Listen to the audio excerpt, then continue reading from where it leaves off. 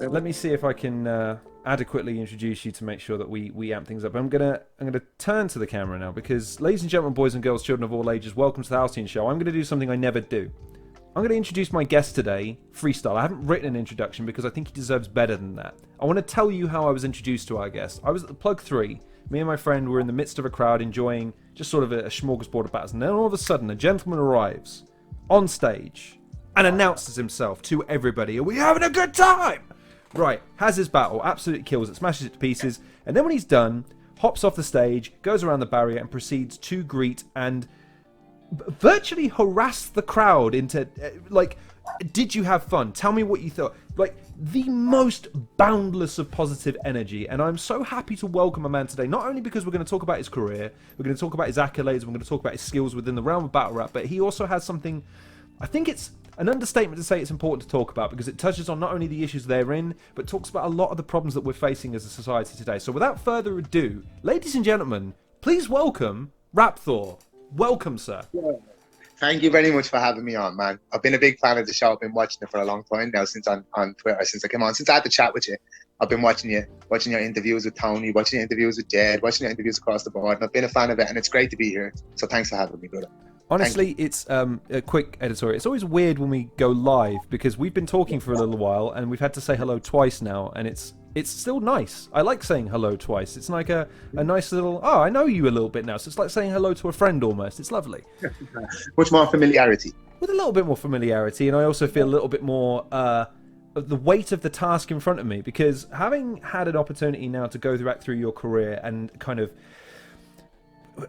basically get to grips with everything you've gone through up until this point to kind of reach the stage that you are in your career. The first question I wanted to ask you as it pertains to battle rap is, what do you think your current trajectory is within Premier Battles and the UK scene now that you've kind of made your mark within the UK scene and within Ireland as well, that tons of fans are now coming out and saying, this guy is not only energetic, bombastic, entertaining, funny as fuck, but now he's got a battle under his belt that people are really like, oh man, I need to see this guy next. Like, talk to me about how it feels to have accumulated the buzz you've accumulated up until this point. Incredible. A long time I went under the radar here in Ireland, and obviously here they treat me so well. Amazingly, the respect I've had for my own scene and my peers here has been fantastic. But I've always seen the standard in the UK. I've always seen the amount of people, because you've got such a big talent pool. And I've always said, hey, I want to go over there and get some respect. I want to compete with these guys. I believe I can. And to then see some of them, and some of the best, man, Gemini and stuff sharing battles, and Tony, and that's mind blowing to me, because I've watched these guys for a long, long time and sit there going, hey man, I want to come here and do this, you know. So to see it happening now, to see a buzz and all these people debating a battle like don't do it, I'm excited about that. I'm really excited about that. Trajectory wise, yeah, we branched out and we started our own league over here as well. But of course, I want to stay active in the UK, man. People treat me great there. You know, I go over there, have a good time with everybody. Trajectory wise, I just want to get the best battles, the toughest battles I can possibly get, to challenge myself, to force me to grow. And let's just see where it goes. I won't set a ceiling for myself, because I mean, that's a bit egotistical, right? So I'll try and show the fans by work what my trajectory should be. Talk to me about it, because of course the big thing with battle rap is the resurgence. The pandemic hit battle rap in ways that it didn't hit other industries, but at the same time, battle rap, I would argue, specifically Premier Battles, was one of those things that took a proactive approach in saying, right, we can't do it with crowds, but we'll still do it, so we'll present it in a different way. We'll put a spotlight on the performers in ways we didn't before, and then the plug happens. And now you've got a series of events running up and down the country. Like, there's a real momentum behind battle rap, and you're one of those guys that can really seek to capitalize on it, because you've got a wealth of experience, you've got a well-defined style, you've got a presence and a charisma that very few people can match, and I can attest to this in person. It was like being grabbed by the scruff of the neck with you being on stage. Like, who is this guy? This guy's fucking brilliant. So talk to me about how you plan to, like, capitalize it. Like, what are some of the things that you're seeking to really emphasize about yourself and your credentials and your skills to really ride that wave of momentum at the moment? Okay. Well, in terms of the UK, that's where I want to compete a lot. In terms of Ireland, I want to be the platform to help other people climb on and grow and build the scene here. But in terms of capitalising in the UK, the people who've seen that battle, that have given me respect, maybe now they're more open-minded to battling me and let me show I belong there. You know, maybe they're more open-minded now to actually having a clash with me. Hey, I can rap. Let's go do it, you know.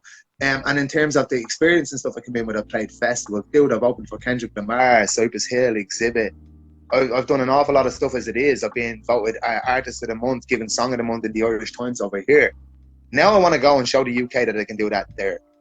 You know, and not just there. I want to go to Australia. I want to go to America. I want to go to Canada. I do not want to stop. How to capitalize on it is just by working hard, bro. If you get a ego problem, or if you think you're better than you are, you're actually stifling your own growth. But if you just bite down on that gum shield and go, hey, throw it at me, I'm coming, and I'm just coming with a battering ram, then people will see that and it will speak for itself. So my idea is to let me work speak for itself, and to just keep on getting better, and to beat my last performance, and to beat my last round. Every single time, beat my last round. If I can continue to beat my last round and give fans what they pay for at the door, their money's worth, then I believe my trajectory will sort itself out based on hard work. That's what I plan to do. I want to talk to you about your style for a second, because the reason I think you're so electric is when you watch some battle rappers, not all, but some, you'll notice certain some mannerisms that start to develop. They start to become more prevalent. So there's hand gestures, there's gestures to the crowd, there's maneuvering amongst the crowd. You don't ever break your focus from the moment you're in. I never sit and go back through any of his battles. You never see this. Here's his opponent up here. Right, where are the words? The words are there somewhere. Right, and there they are. You are always there. It's like you're saying it for the first time because of how rhythmically in tune you are with the moment. I want to know, is it something that you practice, or is it something that you just know that is it just an unshakable confidence? How are you able to deliver performances that feel like you're just around your mates, banter, here we go. There's almost there's no seams to any of your performances. It's all perfectly ironed out and perfectly seamless. How do you achieve that? I'm not nervous. See, what it is I'm excited going to a battle. A lot of people go to a battle and they're nervous. That comes across in spades, my friend, in spades. And that's the key. People can do two things. They can take the feeling in the stomach and label it nerves, or they can take the feeling in the stomach and label it excitement. And it's, again, aspect. So I choose to look at that as excitement. I'm like, wow, I get to put on for these people, you know? And I get to do this stuff I've had to have stuck in my head for the last amount of time, and I get to show people now. I'm just excited to do it. So that's just natural, bro. That's the thing where I'm genuinely in love with that moment, you know? And a lot of people that they're like, oh, but don't mess up, and they'll kind of look up and they'll kind of guess, and like, oh, I really don't need to. That's nerves. If you label that excitement, then you're like, I can't wait to show you this next one. I can't wait to get this next part up. You know, I can't wait to see you guys react to this. I can't wait to have fun with you guys. If you switch your aspect and your viewpoint on that and just switch nerves to excitement, that's part of it. Another part of that, though, is cognitive learning. So what I'll do is I'll listen a lot before bed. I'll do it while I'm ironing my clothes.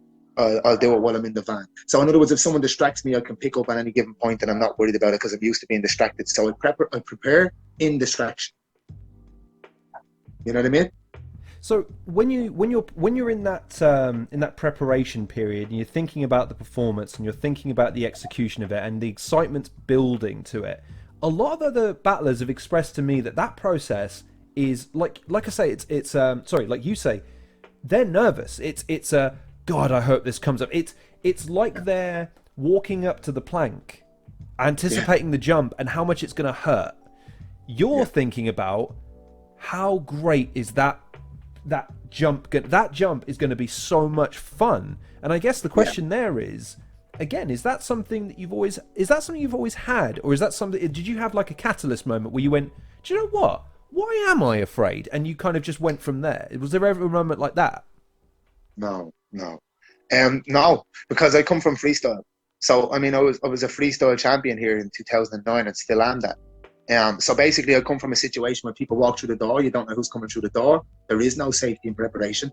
It's just who shows up and spits what. And any moment it can go wrong. At any moment, your mind can draw a blank.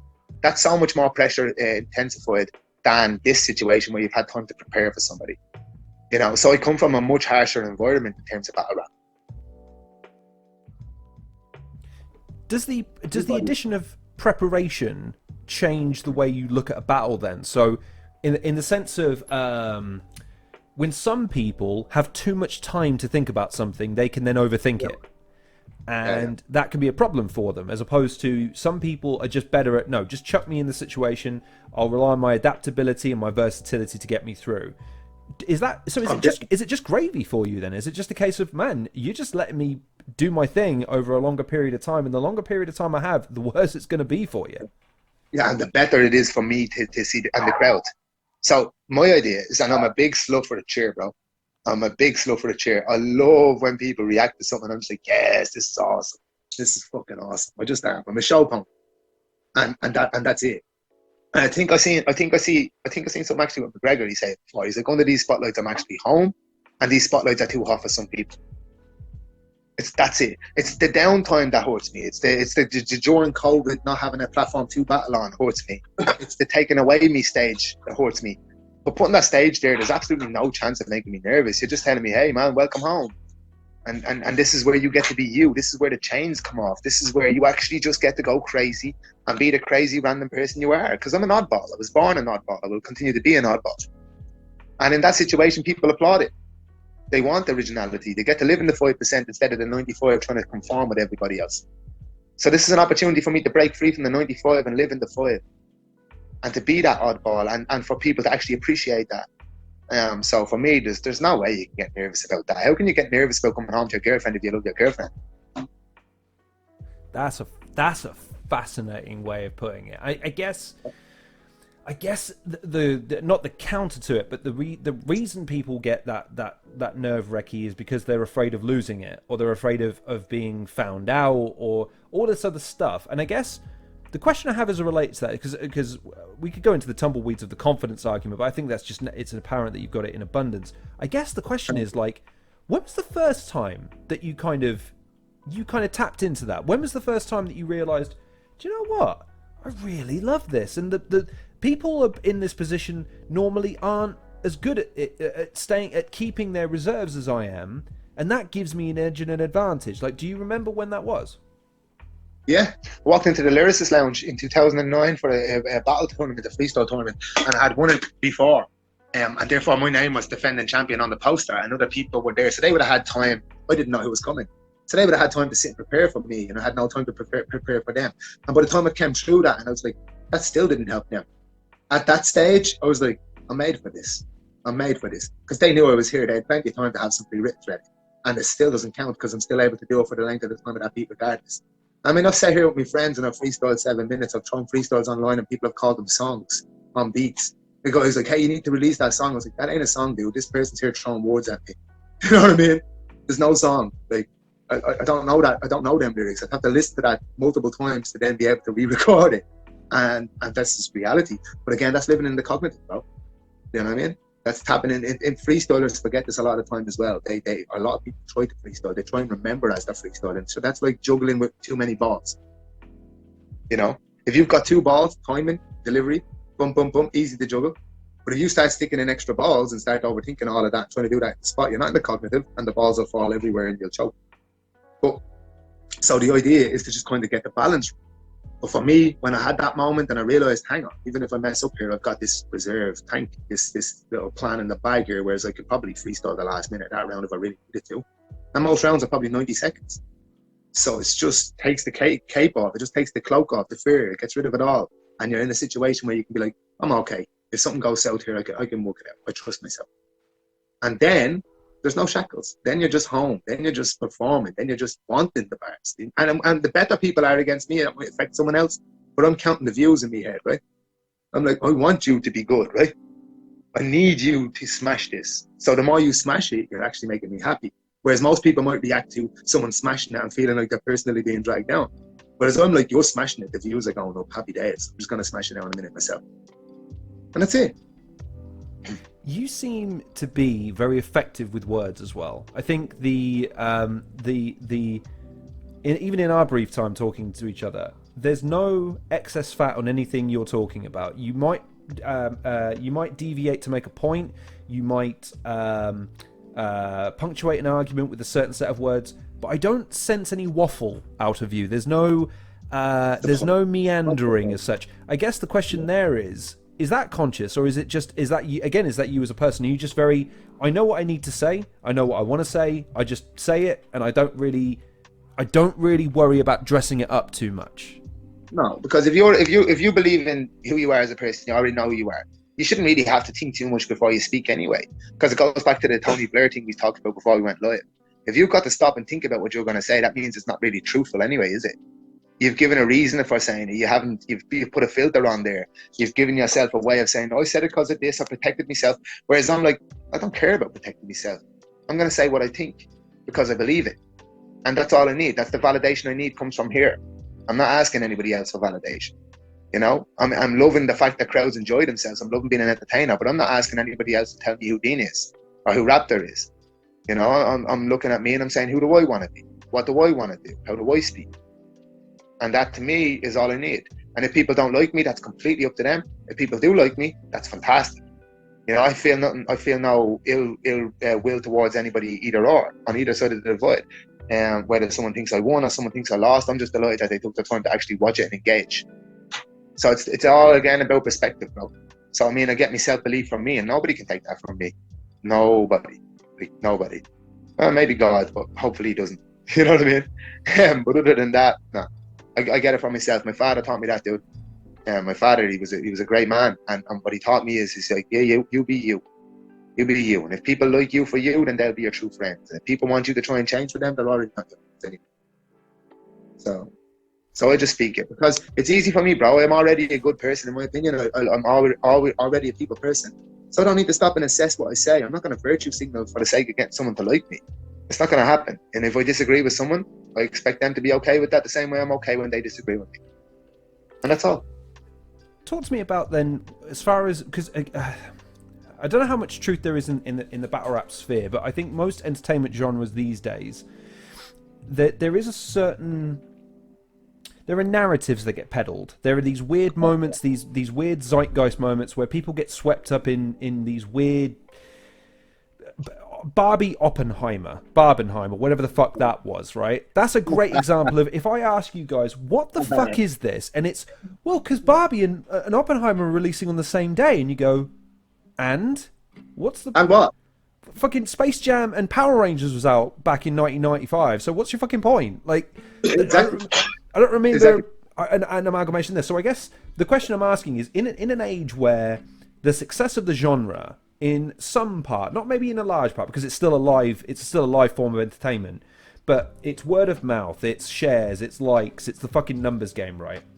How do you navigate the promotional side of things when you yourself as a performer and you yourself as a writer and as someone looking to continue to grow, how do you continue in an age where it's not enough just to kill a live performance now? It has to be clippable and quotable and fucking shareable and all this.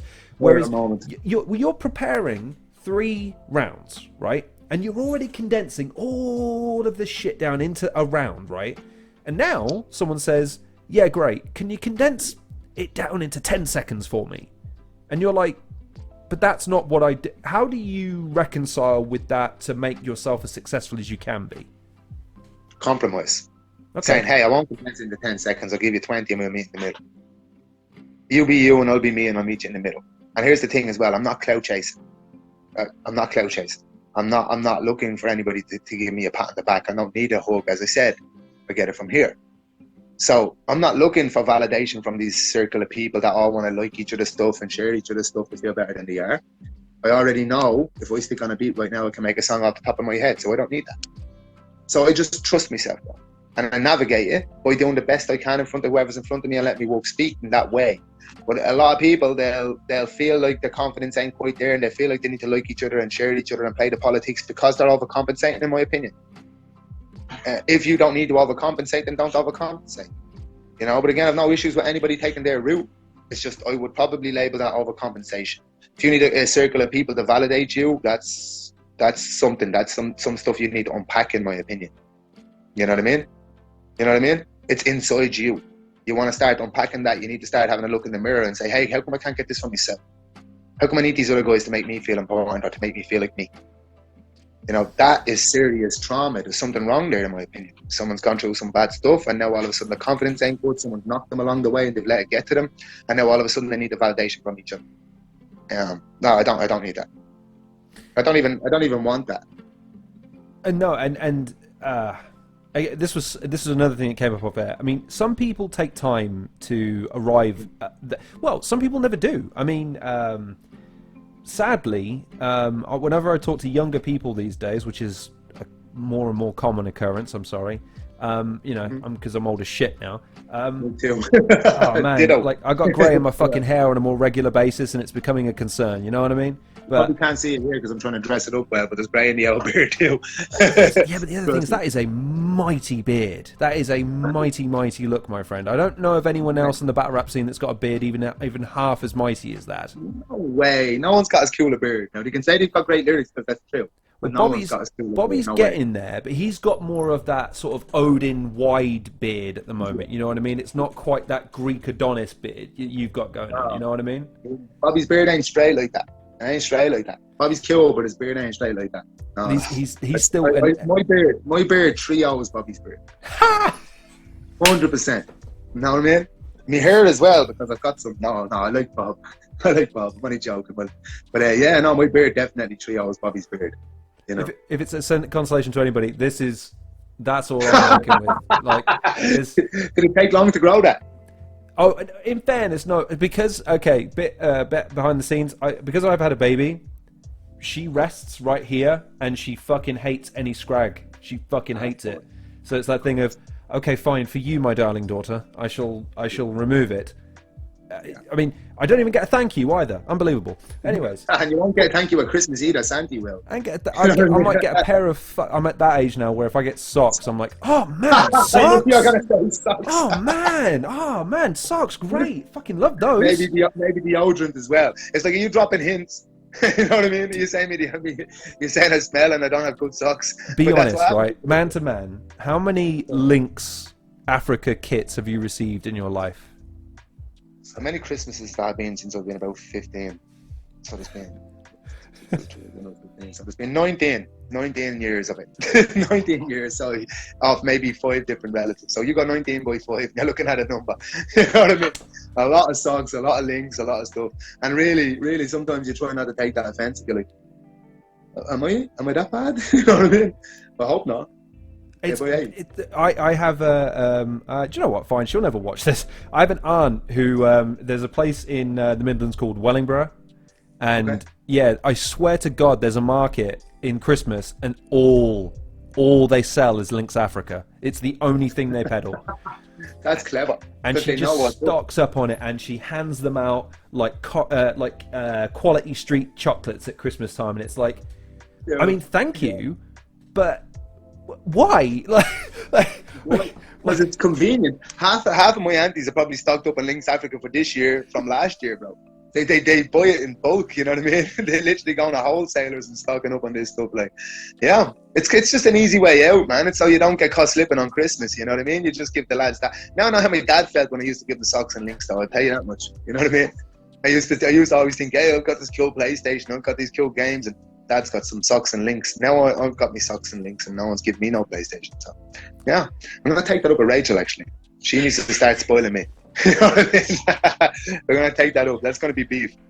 But if I could win that beef, that would be beef, but I can't. So I'm going to hope she doesn't watch this as well. Okay, let me ask you a quick question then. Go on. How do I phrase this?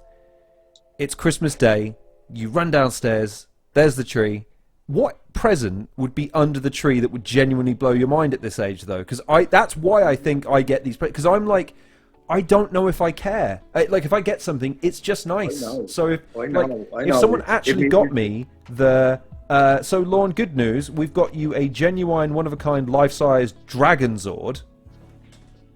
oh, cool. Wow. You know what I mean? Like, that would be cool. Maybe- But I'd then be like, yeah, but where am I going to put it? How can I insure it? Am I allowed to drive it on the road? Like, I'd have grown-up questions to ask, you know what I I'll mean? tell you what mine is, bro. If my woman went to Licenza and stuck herself under the tree, I'd know what to do with it, where to put it, and it would be the best Christmas present ever. 100%. So, yeah, and Summers Licenza, Rachel, you're watching, you know yourself. 100%. So, absolutely. So, I know what to do with that present all day, bro. All day. So, that's for me. That's my cup of tea. Yeah. Do you know what, I set myself up for these. That's Soul, that's Bizzo, that's also, and now Rapthor have all shown. They've all shown me up on my own show. Because here's me going, "Oh, you couldn't get me anything you like." No, I'll tell you what I fucking like. There you go. Oh yeah, 100%. I'm a all man, bro. I'll tell you exactly what I like. I'd like my woman wrapped up under the tree, 100%. So God kinky. bless you. Ow, ow. All day, brother. All day. I have no idea what you're talking about, sir. I'm a good. I'm a proper mannerly prim- man. Look, I turned up in a shirt today as well. So I take your girlfriend's gonna watch this, man, right? oh, my girlfriend doesn't give a flying fuck about anything I do, so long as I turn up with the goods when I'm told to turn up with the goods. You know what I mean? Did you bring me flowers and wine? Yes or no? No, then fuck off. So, Yeah, flowers and wine, dog shit. No. You know what I mean? I know. Check out the culture on my guy. I love that. Oh, here, Asha Brenta Litovsky, which is, I understand, a little bit Lithuanian. Ja Panamayo Ruski, which is a little bit Russian. But I'm saving up. If I go anywhere and need to pull a cat out of the bag to this a Russian somewhere that thinks I cannot do English, I'm stocking up. Don't worry. Don't worry. Because I learned Polish for about 3 months. I had to stop, but I was learning. I don't know that. I'm not that good. Like, okay, that's a question. Where does that come from? Where does that? You're not bad, surely. I know 150 to 180 words. I don't know what that equates to in terms of sentences. I do know, interesting fact, if you Google no vodka, thank you, it translates loosely to, oh no vodka. So it's Polish is weird because a lot of the times where you're trying to be polite, they don't have words for it. So you just have to be direct and say, no, vodka, no. They've got like 4 times the amount of words in their dictionary that we do. And yet they're yet somehow more direct. It's very much I am drinking this, I like this, rather than I thought the notes of this wine were delectable and adorable in ways that I found immaculate, and that they don't fuck around with any of that shit. Nah, that's very British though. It's mannerly and polite. Like when I go to UK and someone's like, you know, love or no problem, sir. And it's very mannerly there. And Polish people are just like vodka, quiet. No bullshit. There's no fat on the rasher at all, bro. No fat, but some of the most hospitable people in the world. Like in terms of right, come on in. In fact, right, true story. I got that. Right, it's a lighter. Don't worry, everybody. Because I was really. It's right. It's just a lighter. Because I went round to a very nice Polish couple's house. I got rather drunk, and then the next day, they were so impressed with my drinking prowess that they decided to give me this because I was admiring it during the night. Don't remember admiring it, by the way. So, but I drank all your stuff and ate all your food, and I was sick on your cat. Like, yeah, but you were great. You were fun. So thanks for coming around. On the cat. I wasn't really sick. They didn't have cats. Okay, I just wanted to know. I was like, on the cat. I'll tell you how you'll know a Polish house if the people smoke. You look outside the front door and there'll be a jar full of smoke butts. And a jar will be like a coffee jar. And if you now take mental note, this will be like a, what's the word, cocktail party effect when someone draws your attention to something. Like if you start hearing an alarm, or in a jar of coffee, an empty coffee jar. It will be outside the front door because they don't believe in smoking inside. It'll be a jar of coffee because they'll just fill it up with a lot more than an ashtray can take, and then they'll put the lid on it and throw it in the bin. And if you go Lithuanian, if you go Polish, you will see that outside the front door if they're smokers. 100%. And now that I've drawn your attention to it, if you go look for that, come back and talk to me about it. Really? Well, it's that, and the other thing I've noticed about, I don't know if it's the same for most Eastern Europeans, but Polish people find it absolutely adorable when I say a Polish word, because they're staggered, I know it. So I'm like, oh, you enjoying a bit of pivo? How the fuck do you know about pivo? What do you know about pivo? What else do you know? Tell me more. And I'm like, mleko. He knows about mleko. And it's like, right, guys, like you speak English fluently, and I'm fine with that. The fact that I know one Polish word shouldn't be impressive. Like, no, but you see, English is the most spoken language in the world, right?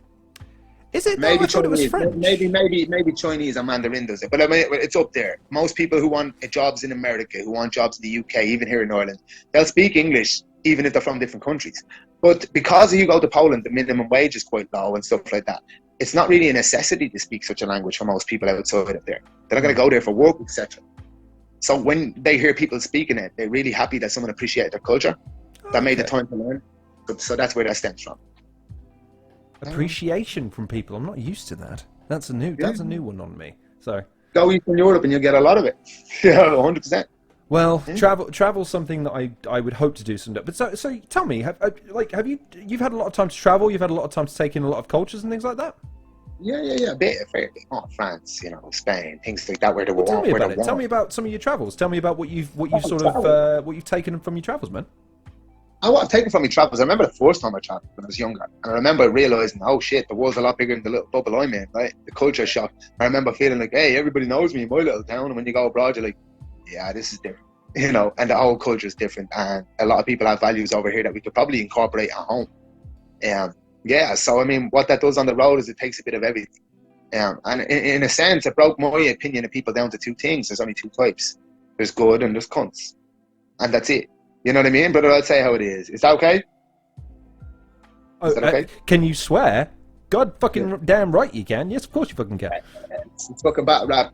Of course you can. Brilliant. Absolutely brilliant. So yeah, I break it down. What I've learned from my travels is there's just two types of people in the world. There's sound and there's cunts. And that's it.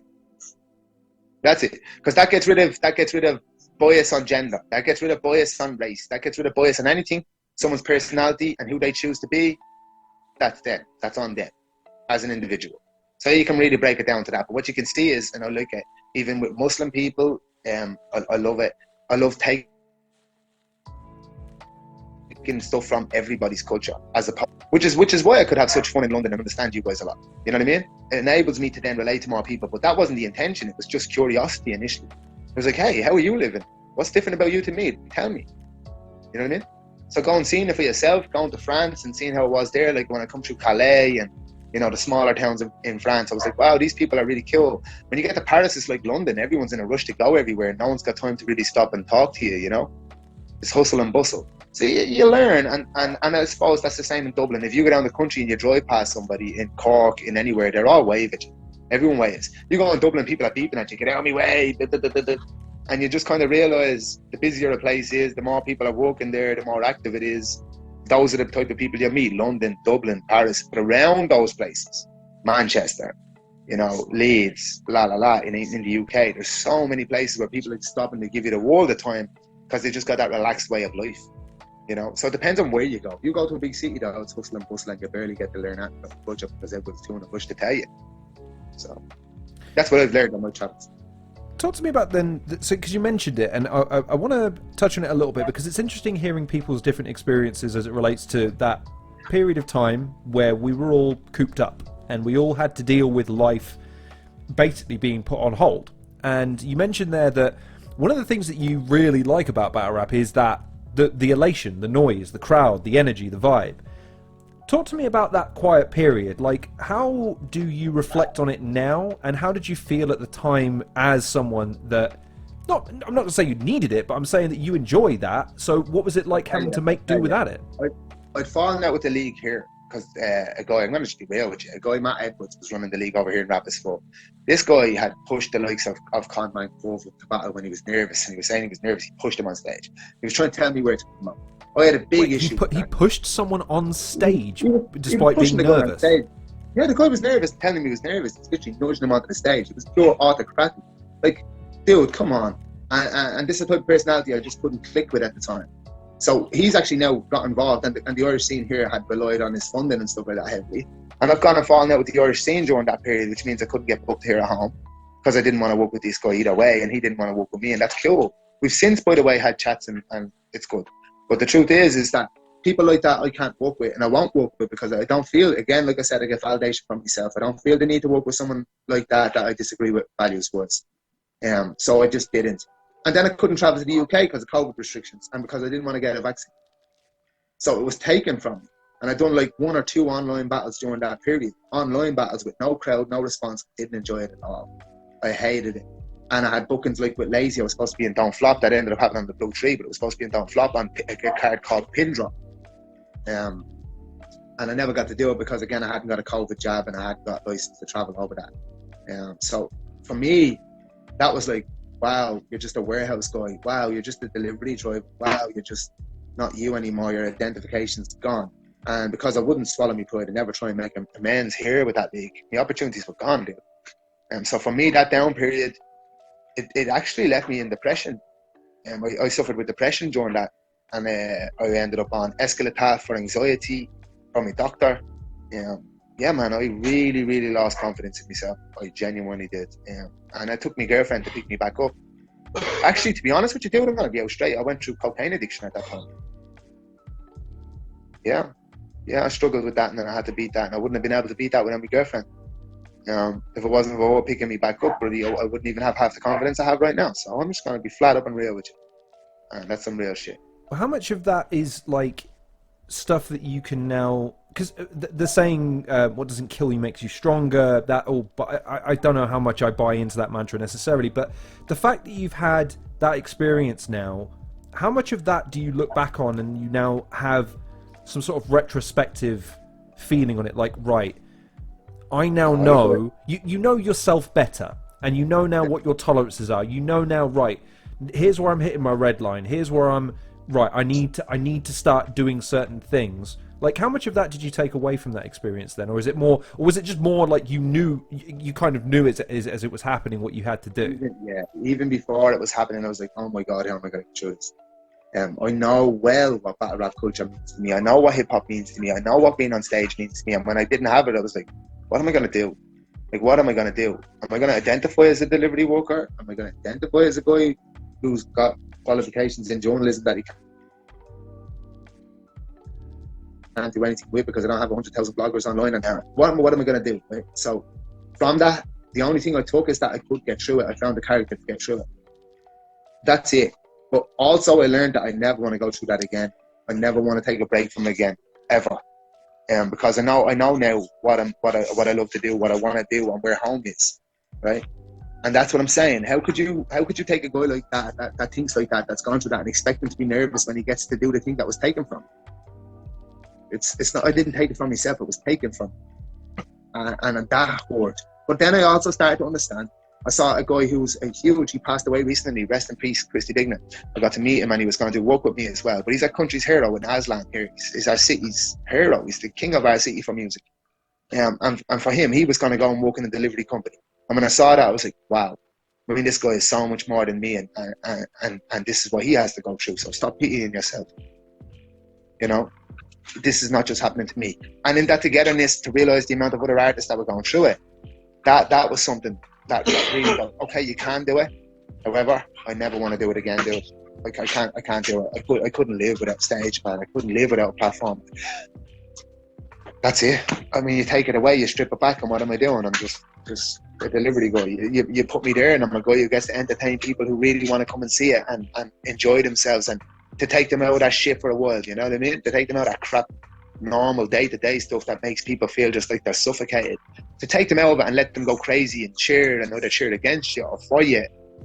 I just drove home where home was to me, man. You know what I mean? So all I did is drive home how important this culture is to me. Talk to me about that then, when it comes, because again, I hope I wasn't being overly hyperbolic earlier when I described what it was like being in the same live environment as you, when I felt like it literally was like, this man is going to refuse anything short of everyone in the crowd that sees him having a fucking belter of a time. And I can't tell you how much I appreciated that, not just from a fan's perspective, but from a perspective as a human being. Like, I felt, and still feel, honestly, like an imposter in battle rap. When I'm welcomed into these conversations and chats, and it's like, guys, I'm a fan. Like, I don't really deserve to have this conversation. And yet, it's at every turn, it's always like, who says you don't deserve to have?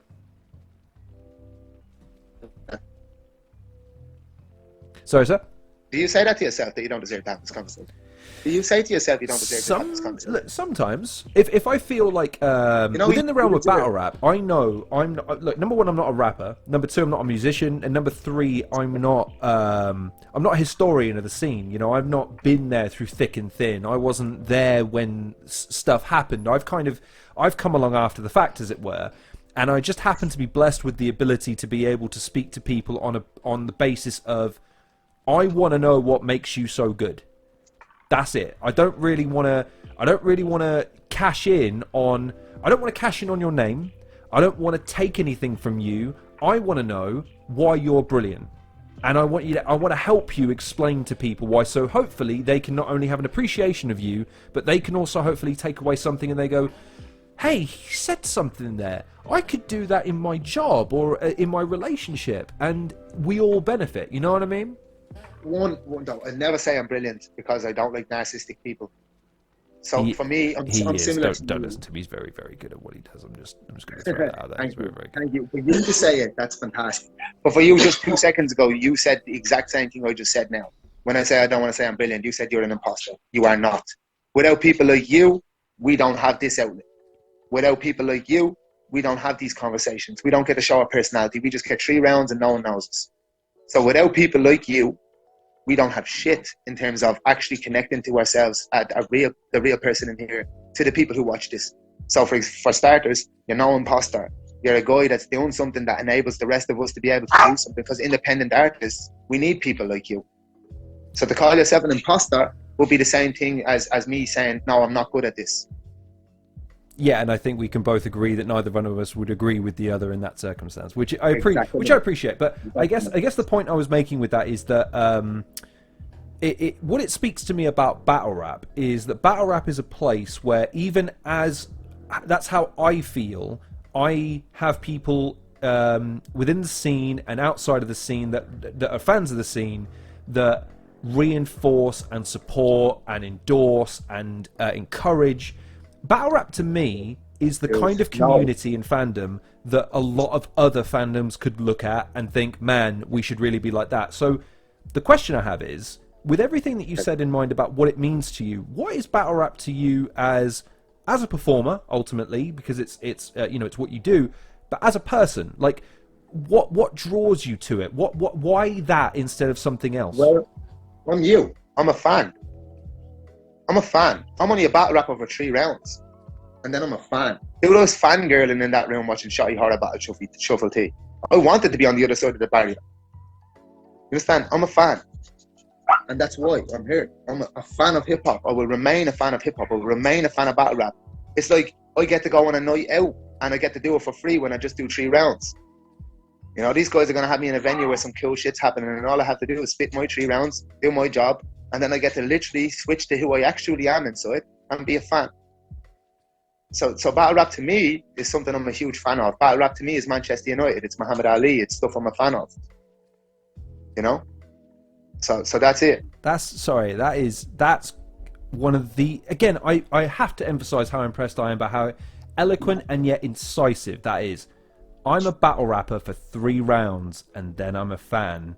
Is such a fucking... That is such a good way of articulating that. That's so...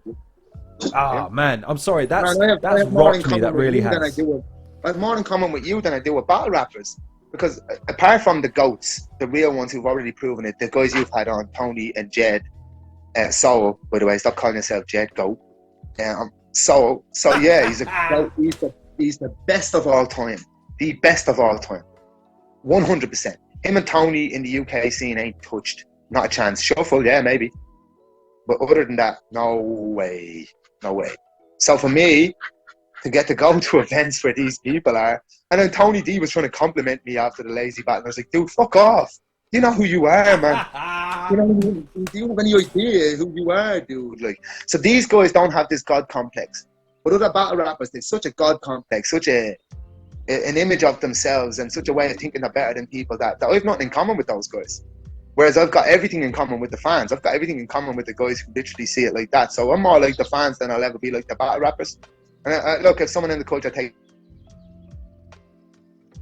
offense to that, look, that's just my opinion. Sorry, but not just the truth.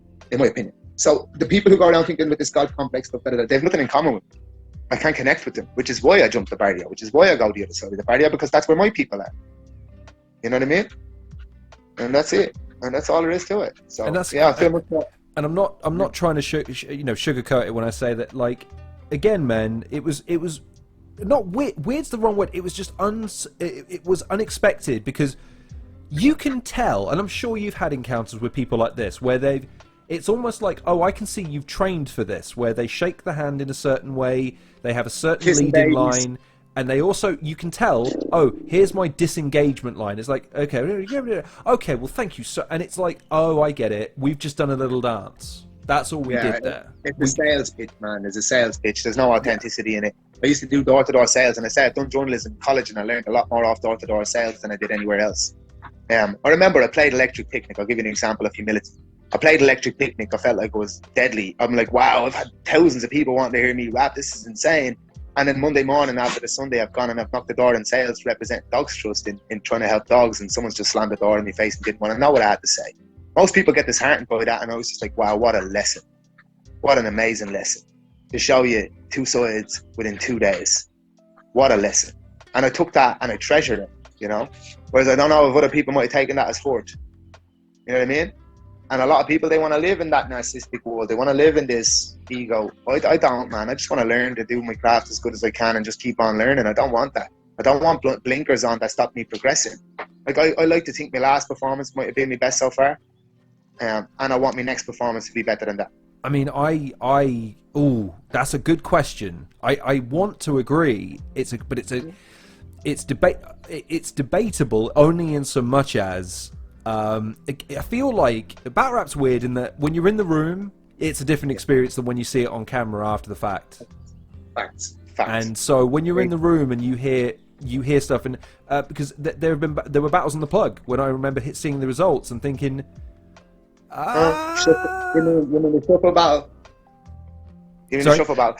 You mean the shuffle battle? Oh, the shuffle battle. I mean, I was in the crowd for that. I was in the crowd for that, and the general consensus from people were like, "Is Shuffle 2-0 up right now?" I love Shotty. I'm a huge Shotty horror fan, but I was hearing people in that crowd going, "Is Shuffle T 2-0 up right now?"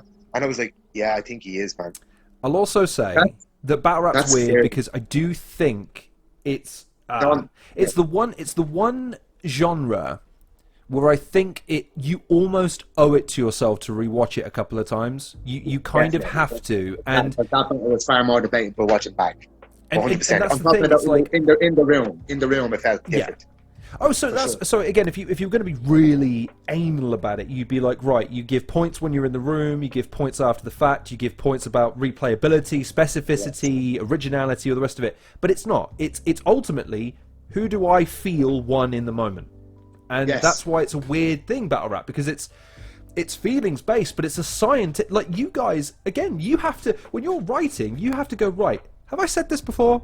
No. Has anyone else said this? No. Okay, now we're off to a good start. Then you have to make it make sense in the scheme of a round and in a battle. You have to make sure that it lands and hits a certain way when it's said, not when it's just written.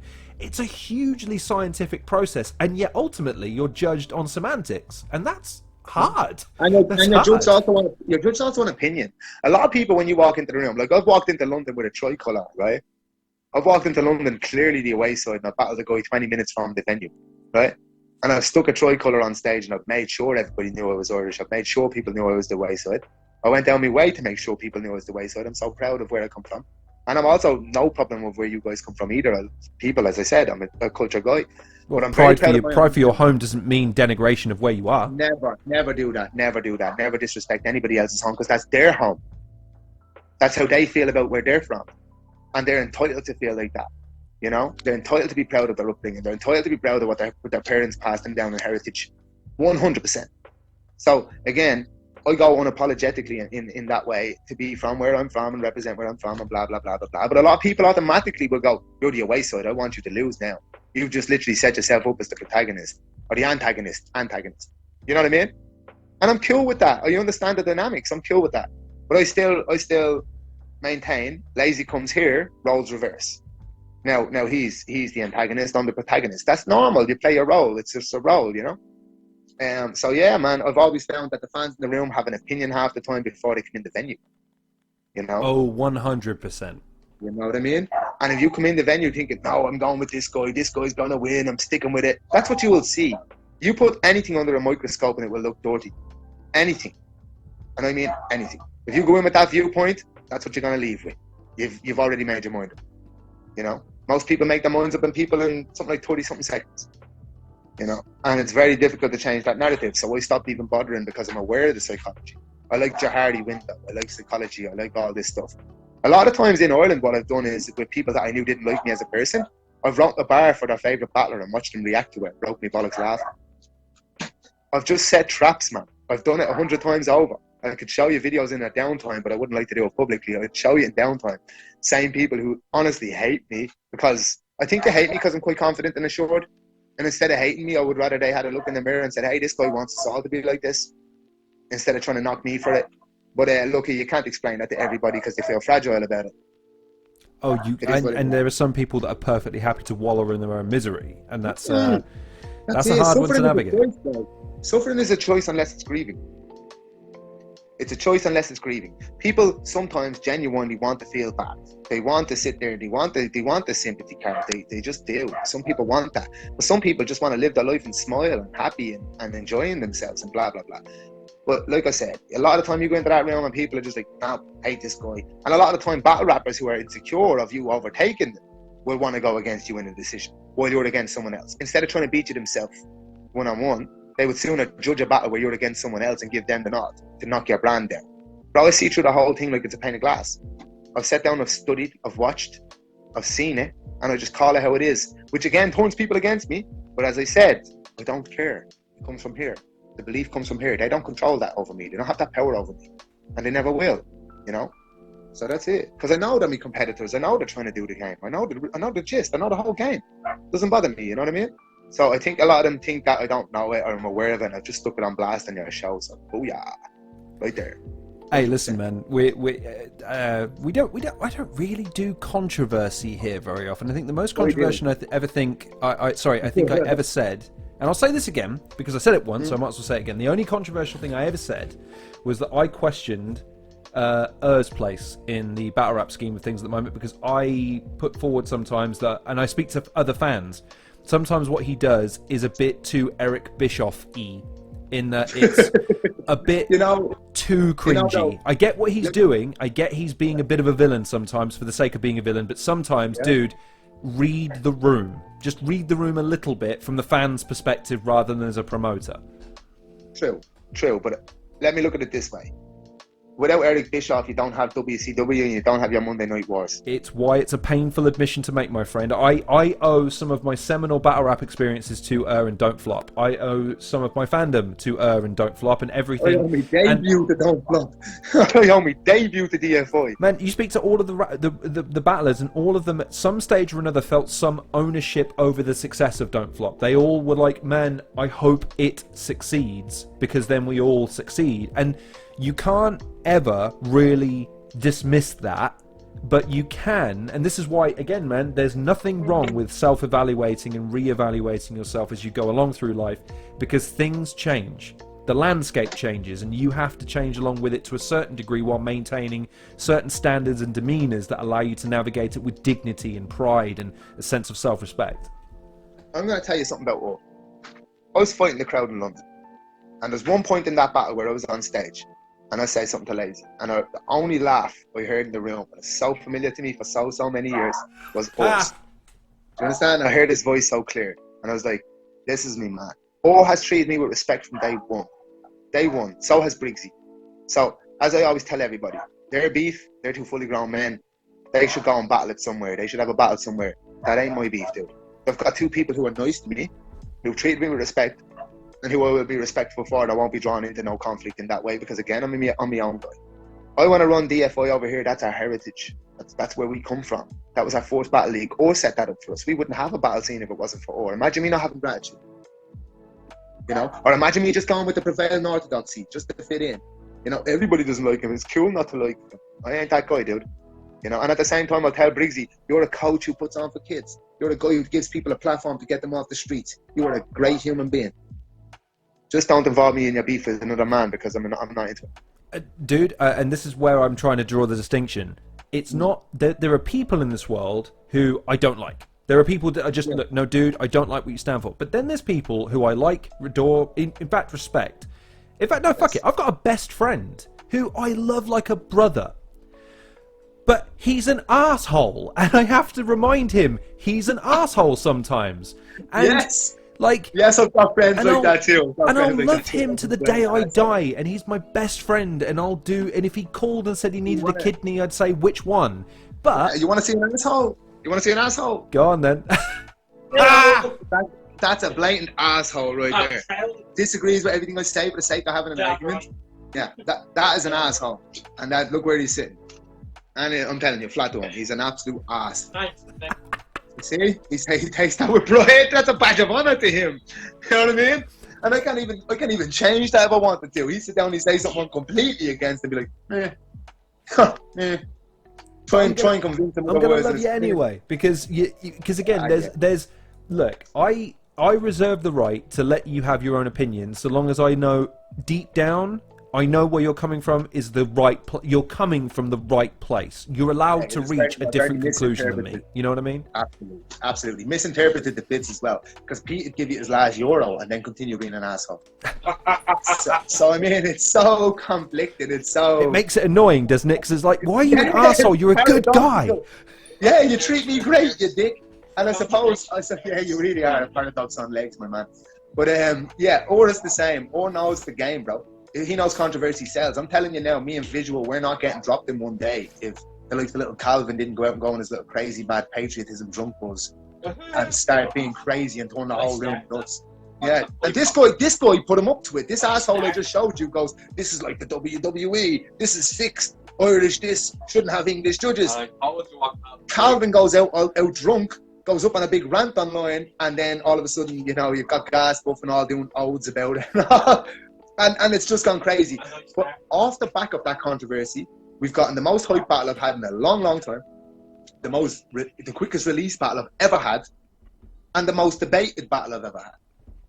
All off the back of controversy. Now, Or is the most experienced promoter between the UK and IBR battle rap scene. If I've discovered this with not even 100th of that experience, you not think he knows that. But if you sit down and had a cup of coffee with that guy, you meet a different guy, you take the camera away. You know what I mean? He knows what sells, my man. And that's it. And I know that rubs people up the wrong way, but not me, because I've got to meet the person behind it. And that's, by the way, not because because that's see, look, this is where I get tongue-tied, because I'll say it simply because, again, I could do with waffling less and being more like you. I wouldn't say anything. I wouldn't say anything that I then wouldn't put to him and say, right, change my mind. If you disagree with anything I've just said, I will reserve the right to hear your side, rather than what I see a lot of these days. I see a lot of this, which is, I'm going to slag you and slag you and slag you and slag you, and then you go, right, let's talk about it. And, well, no, I don't want to talk about it. No, I don't want to be views challenged. Oh, man. I'm happy to sit over here and throw shit from my glass house. You know, it's like, no, if you're going to say something, stand behind your fucking convictions like a man and say it to the guy's face. You know what I mean? Absolutely. Like, I tell Or to his face, his beard is shit compared to mine too. Straight up. And he knows it as well. You should bring him on. You should bring him on and be like, oh, look, you know, you're supposed to have a good beard. You've been working on that a long time, but your beard's just brownie compared to Raptors. Tell the man. You know, tell the man. If and when I can ever make that happen, and trust me, man, there's conversations I've been working on. I mean, look, you and I, we needed to make time because we both got shit going on, man, and that's the beauty of this, because we can take time to make it right. A few moments later. If you want to be that talented and put your work out in for people to admire, don't be surprised when someone goes, "Hey, listen, what you did was fucking insane, and I absolutely adored it." Do you know what I mean? Like, even for me, I did also compliment him on Shuff's book, because he's credited it, and he went, I didn't help write that. I'm like, but you did. And then I went home and I went, you fucking did. Like he didn't even give himself credit for shit he's done. Like, it's mad. He wanted Shuff to get the credit.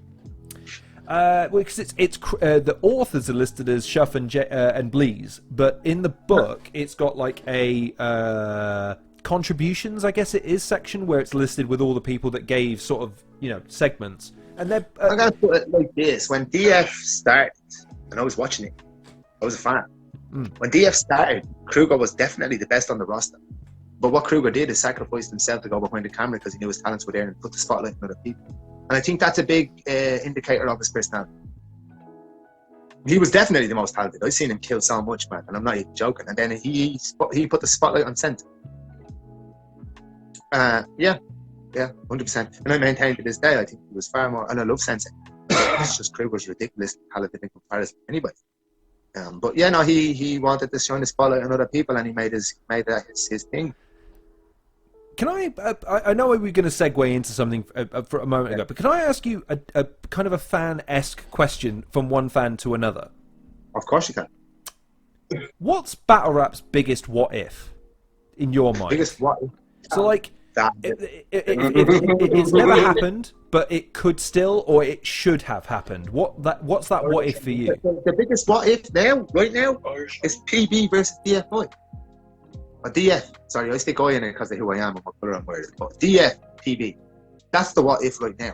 Or Briggzy on the card, Shotty Quill on the card. You know what I mean? Or if you don't want Shotty on the card, then you get Bizzo because it's champion on champion. The what if is to stop the bickering, stop the nonsense that's dividing the scene, stop trying to let that trickle down and cause people play to make people feel like they have to choose sides and all this shit where you're messing with politics, taking platforms from people. Stop the crap. Pull your socks up and do event versus event, person versus person. Pick your best, do a battle, do it the right way, shake hands, have a good time, and let everybody enjoy both platforms and realise what a great scene you have there. That's the what if right now. The biggest what if for me before that was Reds versus Disaster because it was supposed to happen and it never did. We got close to it and it never happened. So that's my personally for here in Ireland because Reds was the father of the Irish scene. If you were going to book it, though, and this is just me playing devil's advocate for a second, would you? I'm going to try book it, though. Yeah. So here's my pitch, then. Let me pitch it this way, because I understand why there's hesitancy, because there's the one brand will then be perceived to be inferior to the other in the eyes of the fans, rather than in any quantifiable way. Now, that's narrative, and it's a fucking tale that gets spun. You can debate it. But ultimately, it's whether or not it's believed. It's position protection, it's self-preservation, and ego protection more than anything else. Because if ego wasn't involved, that wouldn't be a choice. No, I totally agree. So what I'm proposing is because we live in a world where I want something to happen, and like you said earlier, I'm not going to get it without at least a degree of compromise towards what you want. Now, neither one of us are going to get exactly what we want, but maybe we can both get it close to a bit what we need. So here's my pitch: instead of it just being an event, could it be built to with a series of smaller events that sort of not even headline, but a semi-main evented by Don't Flop versus PB battles that can then build to a right? So look, both sets of promotions have got wins and losses on their records, right? So They do. You know what I mean? So it's like nothing wrong with that. Nothing wrong with that. That's trial and error. That's no problem at all. Be a man and just keep learning. And there's your in, because then the fans can still, even if one promotion quote unquote triumphs over another, I don't think it's that simple, but in the minds of the fans you can still go, but the fans still take away, yeah, but we got moments like this guy versus this guy when this happened and then this happened, and by the way, isn't it fucking sick we were around to see it?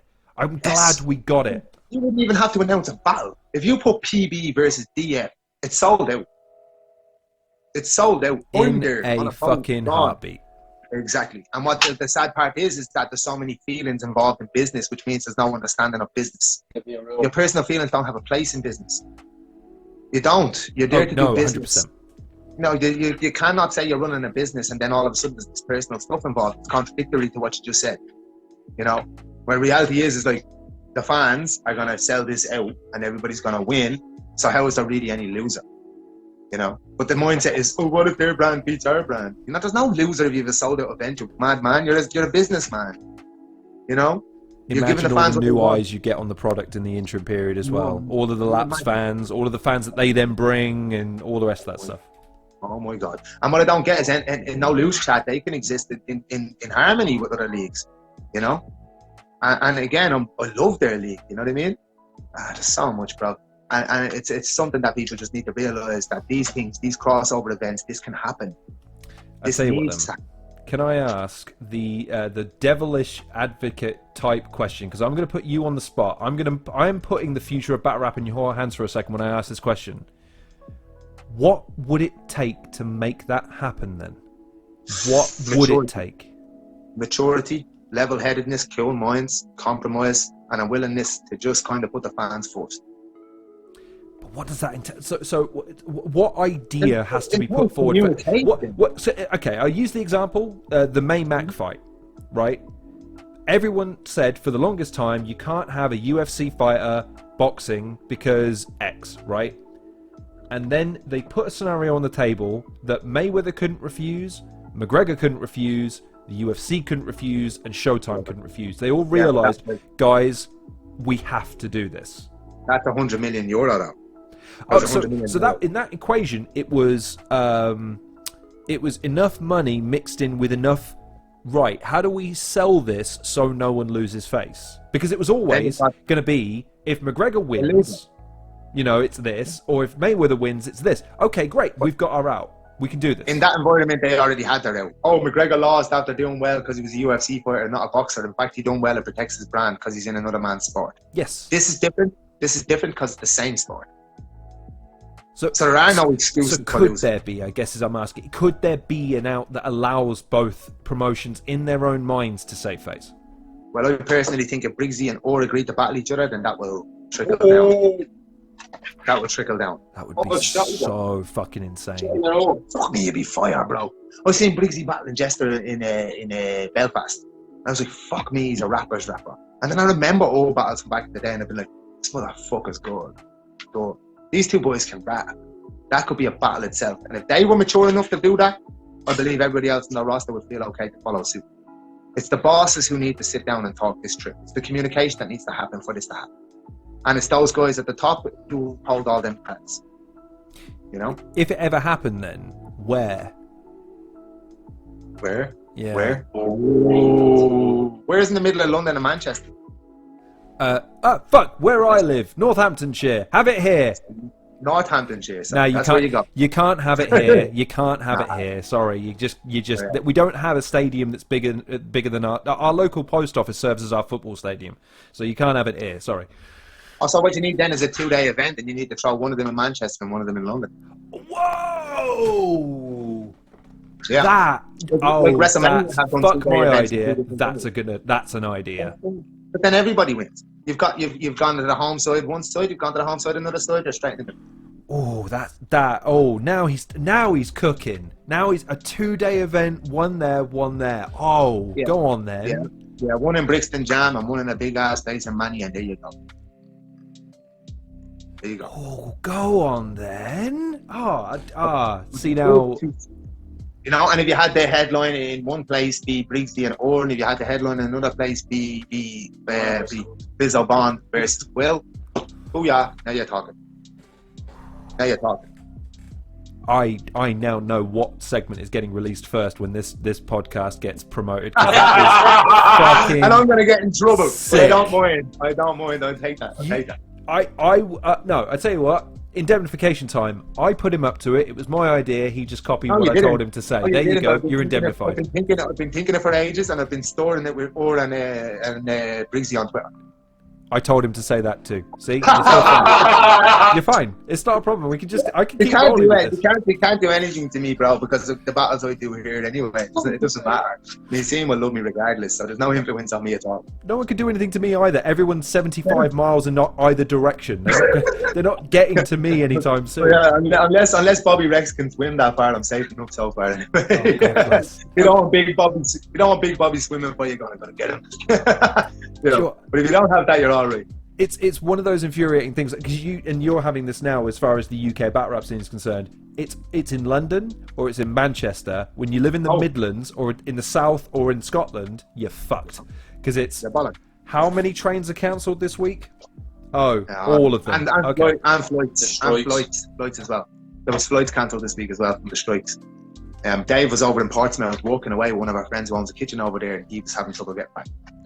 had to go through Gatwick, and we were delayed by 3.5 hours. So if you done them events at Swim George's Channel. No, so would I. No problem. So would I. George's Channel's like a day swim or something like that. There's a speedboat. Life refusing to go. Like, I'd 100% Because go. I don't flop us, either way, but I was like, see what I mean? This would be the reaction across the board. And there's all these people in the middle who are doing battles on both. Like, I mean, I wonder, and this is going to be controversial right now, right? Because I haven't seen that battle, and maybe that was such a fire battle. But I was very astounded to see anybody lose 3-0 with Crow and Georgie Lutz. Ah, right, okay, yeah. I was astounded by that because neither guy looks 3-0able. So when I seen that, I was thinking, is Crow after getting 3-0 for being crossed over on both events? Is the judging gone against him because he goes to don't flop? And this is Crow won't say this because it probably hurt his stock. But I'd say a flat. Did he get that treatment because Georgie doesn't battle and don't flop and he does? I'd go even further. I would say that I don't even think it's half the time. It's not even a conscious thing that people do. I think they do it unconsciously, and it's just the thing that if you ever called it out, the defensiveness would come because it's. But no, that wasn't my thinking, and it's like right. I'm not saying you explicitly thought it, but I am saying that you had it. You bore it in mind when you said what you said. You were, again, like we were talking earlier, you were selective in how you approached it, and that's different to if you're judging it of your own volition. Bingo, 100%. Because you're approaching it trying to self-preserve. If you're a battler, you're thinking Prem won't book me again, DF won't book me again, or whatever the situation may be. You know, I don't know what the politics are, who's doing that, or who's saying that. But for sure, I've seen a lot of people who don't just battle on one league coming up the worst side of judges. And all I would say, sorry to jump in, but all I would say is Trubs once said something to me that the reason Shotty Horror is one of the most successful, if not the most successful performer in the genre, is because he banked and bet and invested in himself. I don't know how much you're really investing in yourself when you're really investing in people's perception of you rather than what you know you bring to the table. Because if you know, okay, you don't have to book me. I'm going to go somewhere else, tear the fucking roof off the place. You're then going to come back to me and you're going to have to offer me double. Because now I'm worth double. And if you're addicted to me, you can offer me the whole world and I'm still not going to do it. You know? Now you've got to convince me to book me rather than me trying to sell myself to you. If you try personally to me, if you try to dictate to me what I should and shouldn't do as an adult man, there's no convincing me after that. There's no convincing me. You can keep your money, you can shove that, and I'll go make me own somewhere else. I mean, I can go stick events on here and do that anyway. You know, at the end of the day, bro, I've studied journalism. I've got friends in media, this, that, the other. My girlfriend sold 11 million books. I personally haven't influenced at all by whatever anybody thinks. You know what I mean? And that's just me. But yeah, I would genuinely not work for anybody that treated me like a dick just because I wanted to go and kill somewhere I what I love. I just wouldn't. That's it. I'd just soon as say, no, go on, keep it thing. It's cool. You do your league. I'm still going to watch my fan. I'm still going to be a fan. I hold no real will. But I will not be involved if that's the way you're going to treat me. And that's it. Values. Human values. You know? Oh, perfect. Perfect. Because that will serve nicely as our segue. You do you, bro. Come on. Well, listen, man. I try not to write these things because I think always, especially within battle rap, you guys are too good at. You lay it up for me too easy sometimes, and all I have to do is hit the ball. So let's segue into this, okay? So I have the article that you sent me, okay? Yes. I will read the headline, and I will let you have it from here. Because I feel like it's important to preface this conversation with the fact that it's going to be a very difficult one for people to hear, but it's necessary to illuminate you as to why it's important to you and why it bears discussing. So, here it is. Several anomalies found at Sean Ross Abbey at Roskrea? Roskrea, yeah, that's the one. Could be mass baby graves. And I don't think it needs much more context than that when you just say the headline, but you brought this to my attention and you really wanted to discuss it. So I want to throw it to you to say, right, number one, how did it come to your attention? Number two, what are some of the things that you feel are absolutely critical for people to be aware of? And number three, what needs to be done as a result? Okay, so how it came to my attention was through speaking to my girlfriend. Now, I always knew about Magdalene laundries. I always knew about mother and baby homes. It's very intrinsic in Irish society what the Catholic Church and State did. We grew up knowing it, but it's like a wound we cover up because it's too painful to go to. So we kind of block it out in society and we kind of try and move forward, while the parties who were responsible are still in power now. But how it came to my attention was true when I met my girlfriend, and she's an activist, and her and her friend, who was a journalist, Alison O'Reilly, they were doing a campaign on it. They wanted to do events and stuff like that. But Rachel spoke to me about doing an event initially to try and raise funds to go scan them grounds because they didn't trust the government scan that was done. So what happened there is they made me aware of it. I've gone back and I've gone and watched films like Philomena. I've gone and done the reading. I've gone back and checked it out. I found out about it, and to hear that some of our most prevailing figures in our political system, like De Valera and his brother, were responsible for some of these illegal adoptions and situations where babies were left to perish and die in their care, negligence of care, and then just buried in septic tanks on these grounds. There's, in Sean Ross itself, when I found out about it, I was told there's 1,090 babies registered there that are missing. 1,090. So it was brought to my attention there, and we started getting into it. We started raising funds for it and working hard. And Rachel was mostly doing walks up hills and mountains and stuff, and I was helping her with it. And what happened was when we were told about a government scan, we were told the area they scanned had only found, I think it was a small number of anomalies, a small number that they identified as babies, and it was said that was the only number that was there. And it's a place called the Angel Plot in Sean Ross Abbey. And we, because of Rachel being a skeptic, didn't trust the government findings, despite the fact that they were there for a week. So we've tried to put the event on, found it very difficult to get a headline act that would actually sell out the Helix, because the Helix is huge and people are all double booked or in contracts. So we found it very difficult to do that. So what we've done is we just took the money raised and we've gone and scanned the grounds regardless. And instead of going 1 meter deep like the government did allegedly, we've gone 6. And we found anomalies that were underneath directly where they had scanned. And we initially thought they didn't know about that. But the archaeologist involved in the actual scanning and stuff like that, he's informed us that the government scan, and we were sent proof as well, they did know about those other anomalies. Their report included those other anomalies, just not the report that was released to the public. And from there on in, I was like, wow, what's going on here? Why would you cover something like that up? You know, so the interest is up, you know what I mean? And realistically, if you're not bothered by that, there's something seriously wrong with your head, because these are kids who had cleft lips. They weren't handsome enough to be put up for adoption in the eyes of our government and church. So they were just left to perish, to choke on their food, to choke on their porridge, to just die and be put into a septic tank and buried in places that they call the Angel Plot. If you look at the Angel Plot from above, it's the shape of a coffin. It's in the shape of a coffin. And with the scan we had there, there's proof that we know the government knew they were there. Now the question becomes, why did you do that? Why did you tell people?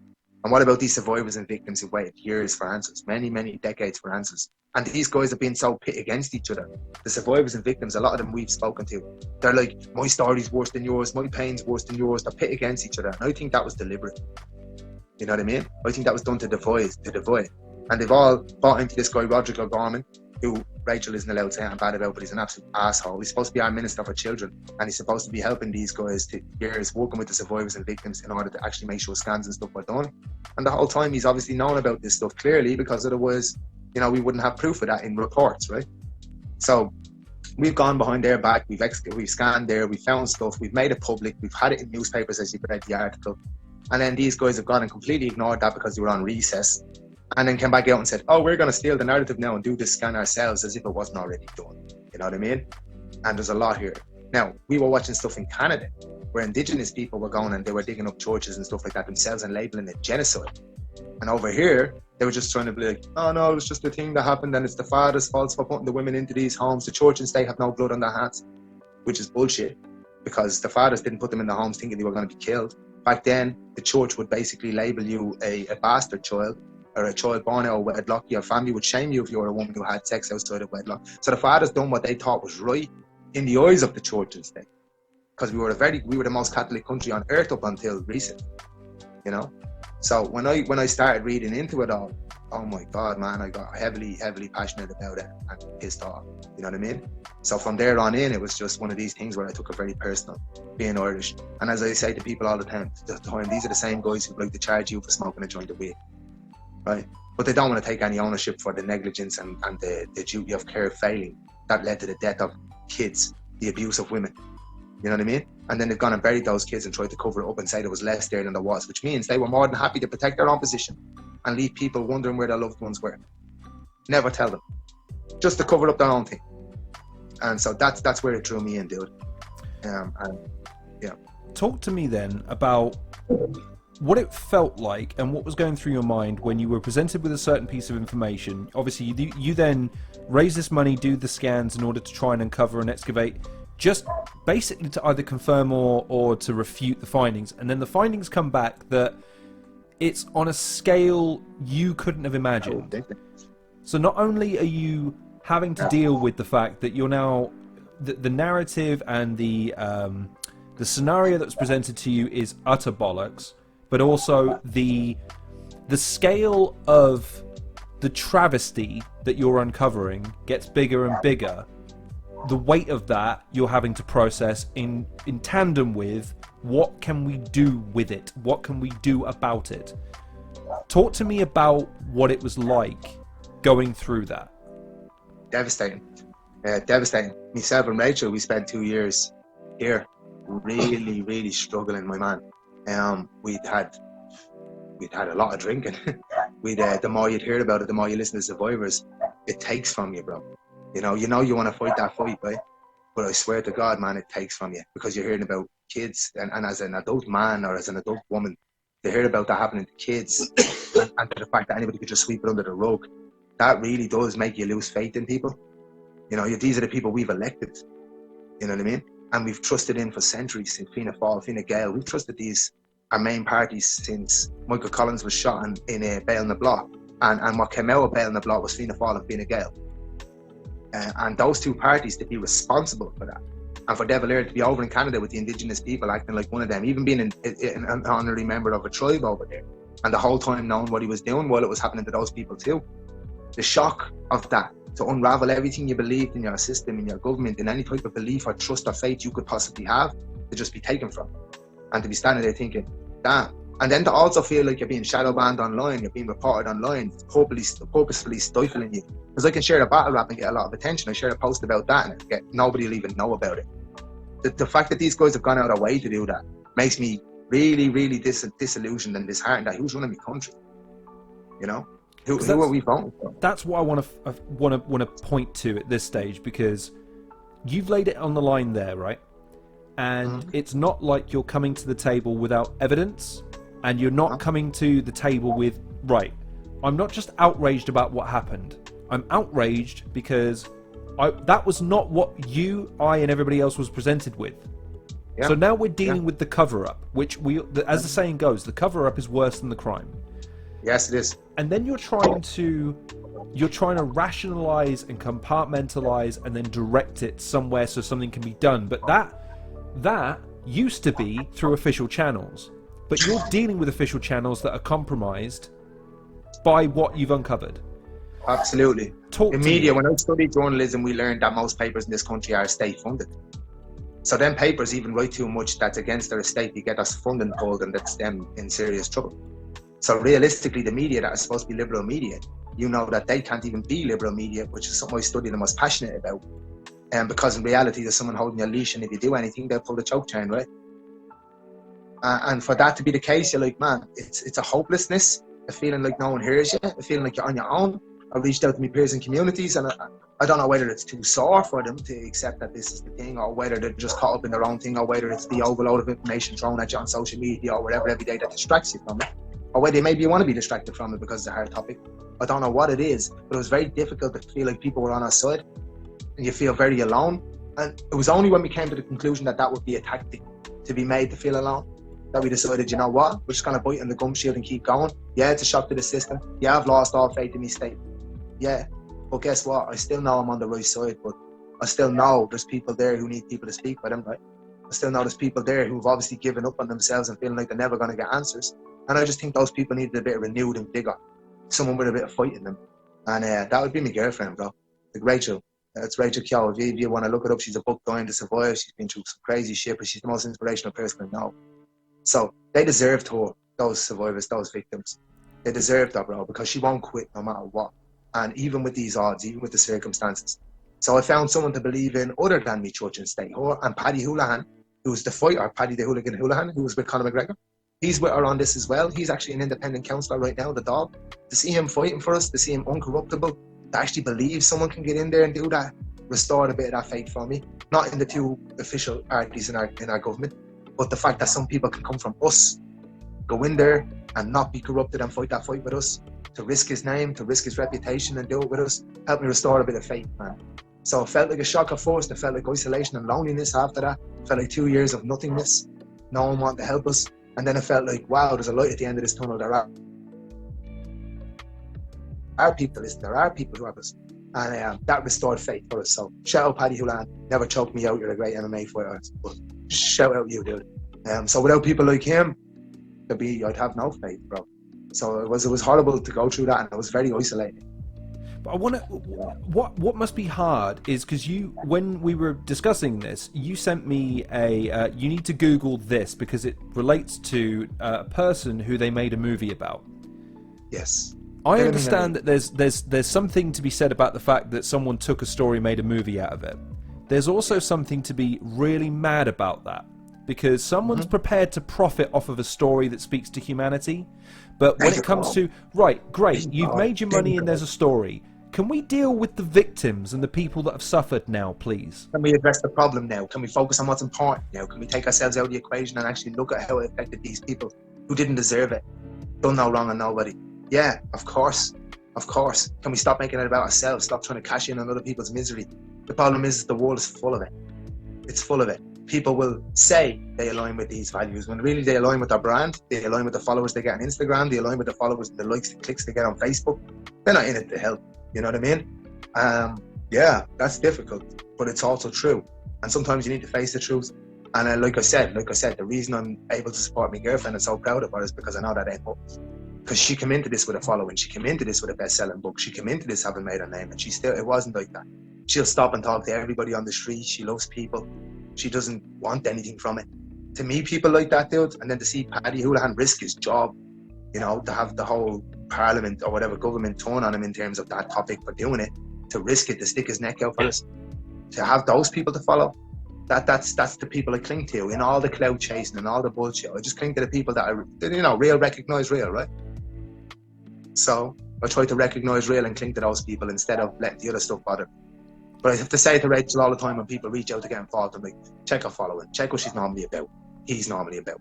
Because they're probably just trying to hang on the coattails of something to big their brand up. Like, do they want you on a podcast to help out, or do they want you on a podcast to get 100,000 views?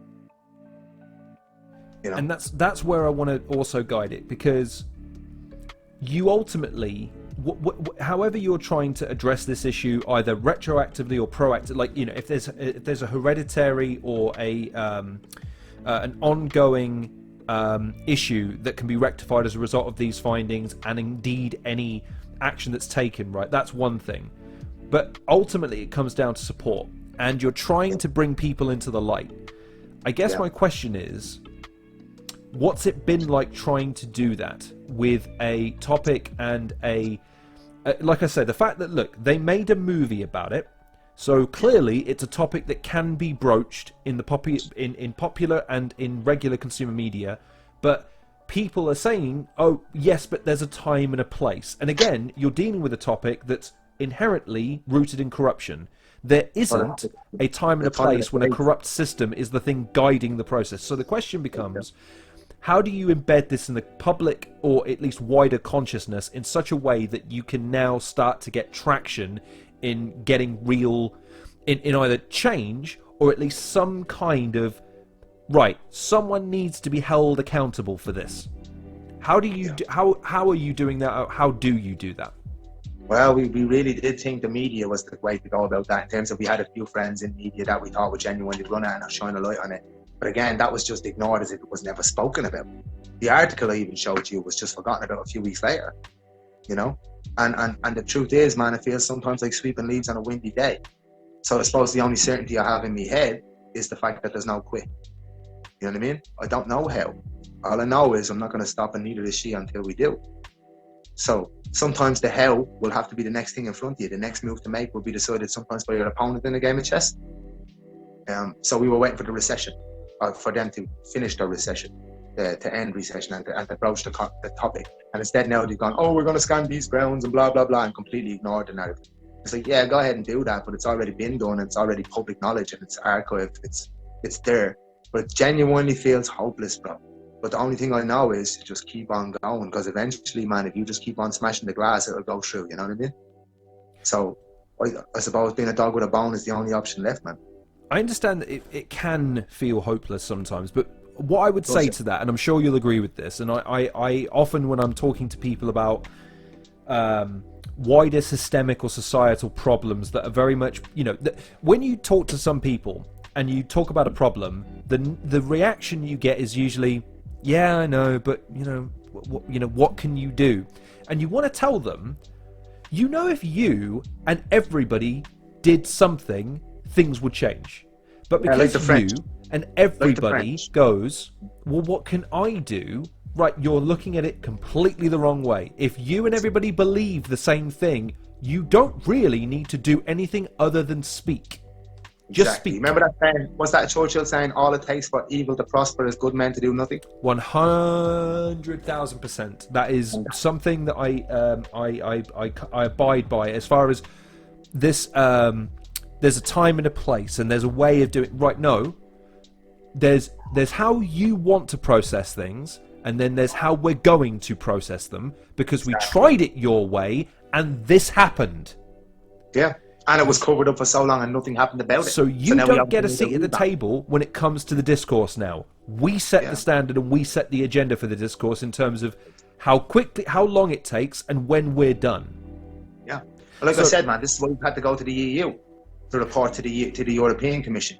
Because again, letting the government and state scan grounds where they buried babies, to let that happen is like letting a murderer be the judge in his own trial, right? Of course he's going to be proven innocent, it's him judging himself. But if you go and say, hang on here, you lost your right to that, you lost our trust, you lost our faith, we don't believe you no more, we need to go above your head. And that's where EU law comes into play. And that's the next course of action, is to focus on EU law, to focus on saying, hang on here, the ceiling can't be you guys here just because we're keeping it in-house in the country. We're not keeping it in-house anymore. We're going to watch what they did in Canada. We're going to see that if you go and Google that, you'll see they actually went and dug up and burned down churches. They went crazy themselves. They took their own initiative to say, enough's enough, this is genocide. And they labelled it genocide. And when they mobilised in such numbers, no one could do anything about it. You know what I mean? If you watch what the French did, once they mobilised, my man. And when they mobilise, stuff happens. Their government knows they serve the people, not the people serving them. Now over here, it feels like we serve the government, right? Their agenda. But over there, they managed to switch that. So I think a lot of the study needs to be done around French society. They seem to have a fantastic outlook on this type of stuff. So that's probably what I would be looking to do.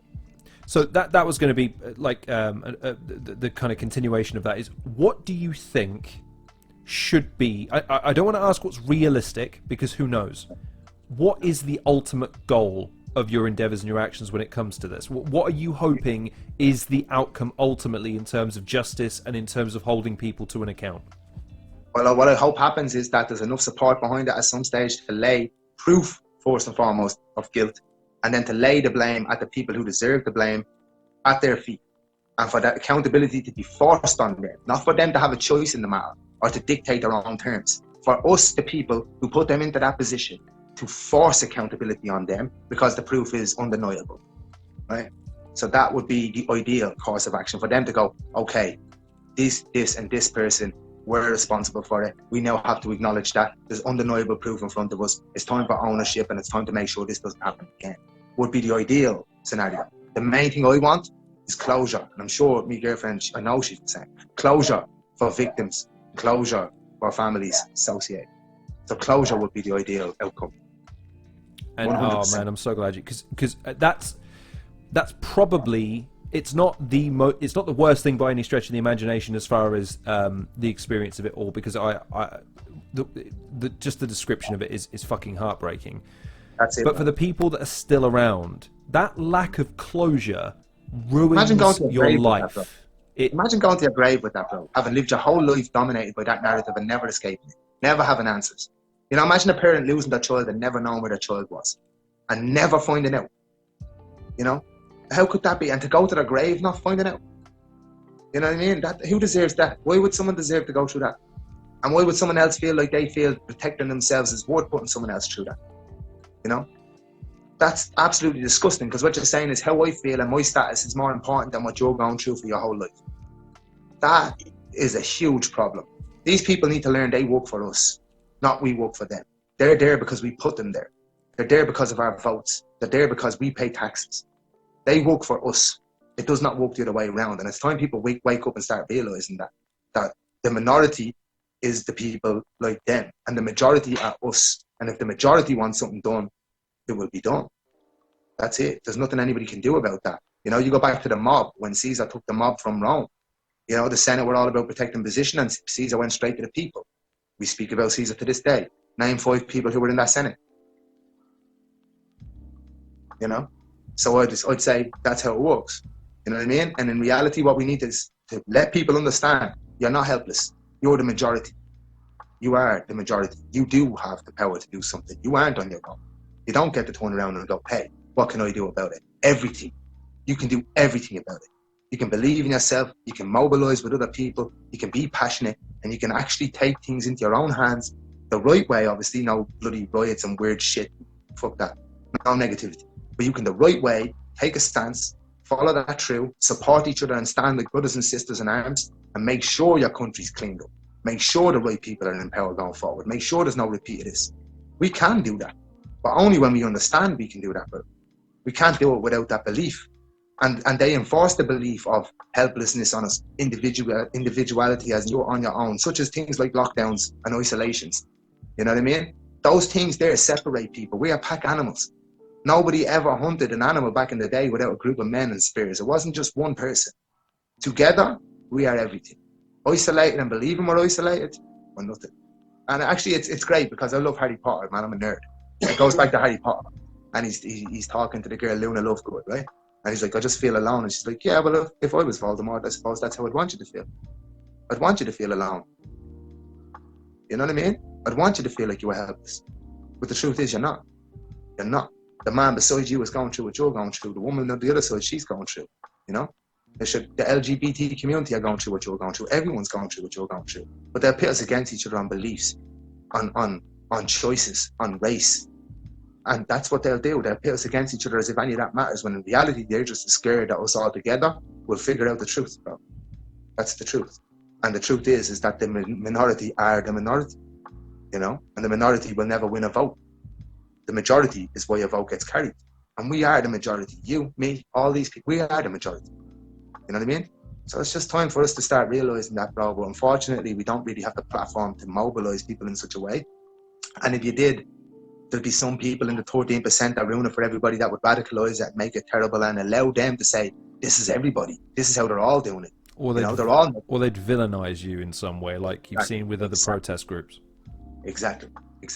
You know, we had a protest here about lockdowns, and some guy who we don't even know, could have been a plant, apparently threw a firework or something like that. And everybody goes, oh, look at that. You can't even have a peaceful protest. These are all horrible people. No, one guy threw a firework out of hundreds of thousands of people. We're not all horrible people. That was one horrible person.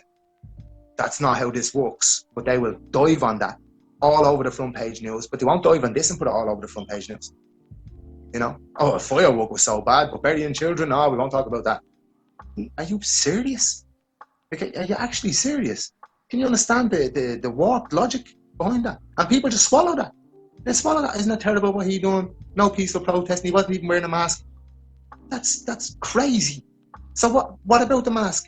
You know, what about the mask these people you're voting for lived in since the day they got in there? What about the mask of niceness, that's bullshit that they wear every day? What about that mask? You know what I mean, brother? So I'm coming at it from this point where I just want people to listen and then to make their own mind up. Because on such a topic, we don't need to force anything on anybody. Sure, we're just as bad as them if we do that. But if we present the facts and let them see it themselves, I think they speak themselves. You know what I mean? So, yeah, I think unity should come from this. I think an insurance that this never happens again. We're sticking together. But we'll see.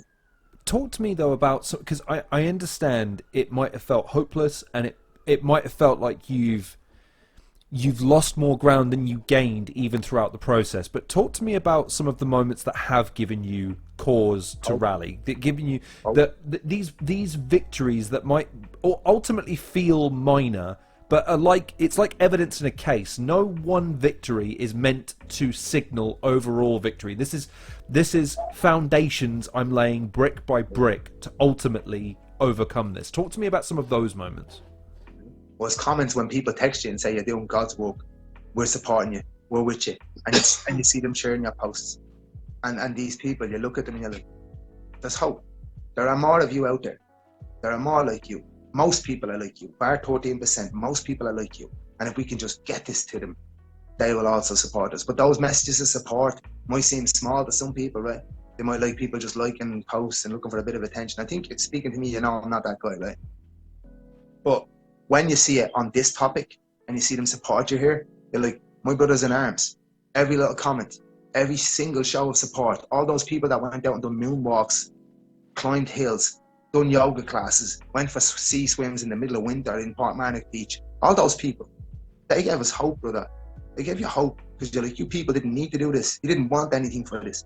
You jumped in here with us. And that, to me in here, was like, okay, throw it at me. But I know for a fact I've got these people here, this support party out here, this core group of people that are genuinely with me. I'm not so alone, And reading those comments, that did it. And every single message of support, every single person that reached out, that just made me feel like, you know what? Throw another punch. I'm not going nowhere. We're not going anywhere, bro. And those people that make it all worth it, man. It's like when someone texts you about your music, about your stuff, you might not get a lot of money from you. You might not be, but some person texts you and goes, hey man, that made a difference to me. Hey man, that meant something to me. Man, that just raises you, bro. That just lifts you. Let's go another day, You know what I mean? And those people supporting this cause, that's why, bro. They're why. Because I know they're out there. They just need to be braver. But anyone who's skeptical right now, anyone who's listened to us talk about this, and if I say the sentence, and again, I'll include the link to the article in the description for this video. You see everything that's presented to you, and you hear the statement. A new report says, quote, several anomalies at Sean Ross Abbey in Ross could be mass baby graves, and that does not move you to want to understand why someone is pressing on, right, there's not enough information yet on what's happened, but like there's no good context out of that statement. There's nothing to draw that's positive. Okay, to someone hearing that and is either on the fence, indifferent, or like I say, wants to kind of turn away from it, what do you want to say to someone in that situation? Because you look, man, this isn't one of those times to turn away. What do you want to say to someone in that situation? I say, like, brother, sister, I know it's like ripping a bandage. I know it hurts to read about women and children hurt, but if you don't do it, no one else will. And I know it's not something you want to do, but sometimes the thing you want to do isn't really important. Sometimes the thing you feel you need to do, what's right to do, that's what to do. Sometimes the hard thing is the right thing. So looking at those things that might cause you to feel hurt. Yeah, when you're thinking about how it caused you to feel reading it, imagine how it causes the people who went through it to feel. Imagine how those people were. Imagine that was your kid. You know what I mean? Treat these babies, like when I battled Viz, I said I helped her uncover the murder of our babies by our state. Own that. Treat them like your own. And imagine how you'd feel then. You might hear someone around the corner whose nanny died of cancer and it mightn't affect you that much, but as soon as your own nanny died of cancer, you'll see what it means. I want you to understand that, to take that viewpoint, to realize that could have easily been you if you were born in a different generation. And how would you feel then if you didn't have answers? So while you don't want to look at that, realize it's the right thing to do and make yourself look at that. Face the ugly truth and do something about it. That's what I want to say. So, and I guess the final and probably most pertinent question as it pertains to this topic is, anyone that is moved by that, anyone that's heard this and gone, like me, frankly, I had no idea, number one, that this was a thing originally, because the original practice is horrifying enough. Yeah. But then to hear that it's mass exploitative in its nature, how can people who are moved or motivated now to go, right, I feel like I want to help do something about this? What can they do? What can they do to support? They can put in complaints to the European Commission. They can do that in mass to the point of where it's unignorable. They can constantly say, hang on here, we want an outside party to look at this. We want a third party to look at this. We can all send those requests in. And if that goes in mass to the EU, to the European Commission, it's so much harder to ignore than if it's just us two doing it. You know what I mean? If you guys all complain en masse, if you guys, hang on here, we want this looked at. There's so many of us, you will not ignore us.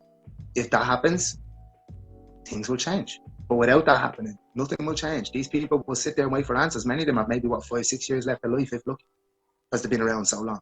You don't want them to get their answers just for the sake of you feeling bad about reading an article. Would you not rather they got their peace before they at least passed on, having lived a life like that, having had to carry that cross for so long? You don't think those people, if they were you, would deserve peace? closure. You know what I mean? They deserve it. So you put yourself in the shoes of that person and imagine it was you, treat it like it's you, and then bang in them complaints to the European Commission in mass. Just bang them in, bump, bump, bump, one after the other. And eventually, European law does overrule national law and they do step in, but it has to be in mass. It has to be unignorable. It can't be something they feel they can sweep under the rug, you know? It has to be a pile of shit so high that no rug can go over it. You know what I mean? Otherwise, you see the lump in the middle of the floor. That's what it has to be. No hiding. And the only way to do that is, again, multiple people, all of us, in with the reports, in with the requests. We want you to examine this. And we don't want the state and church in this country examining it either.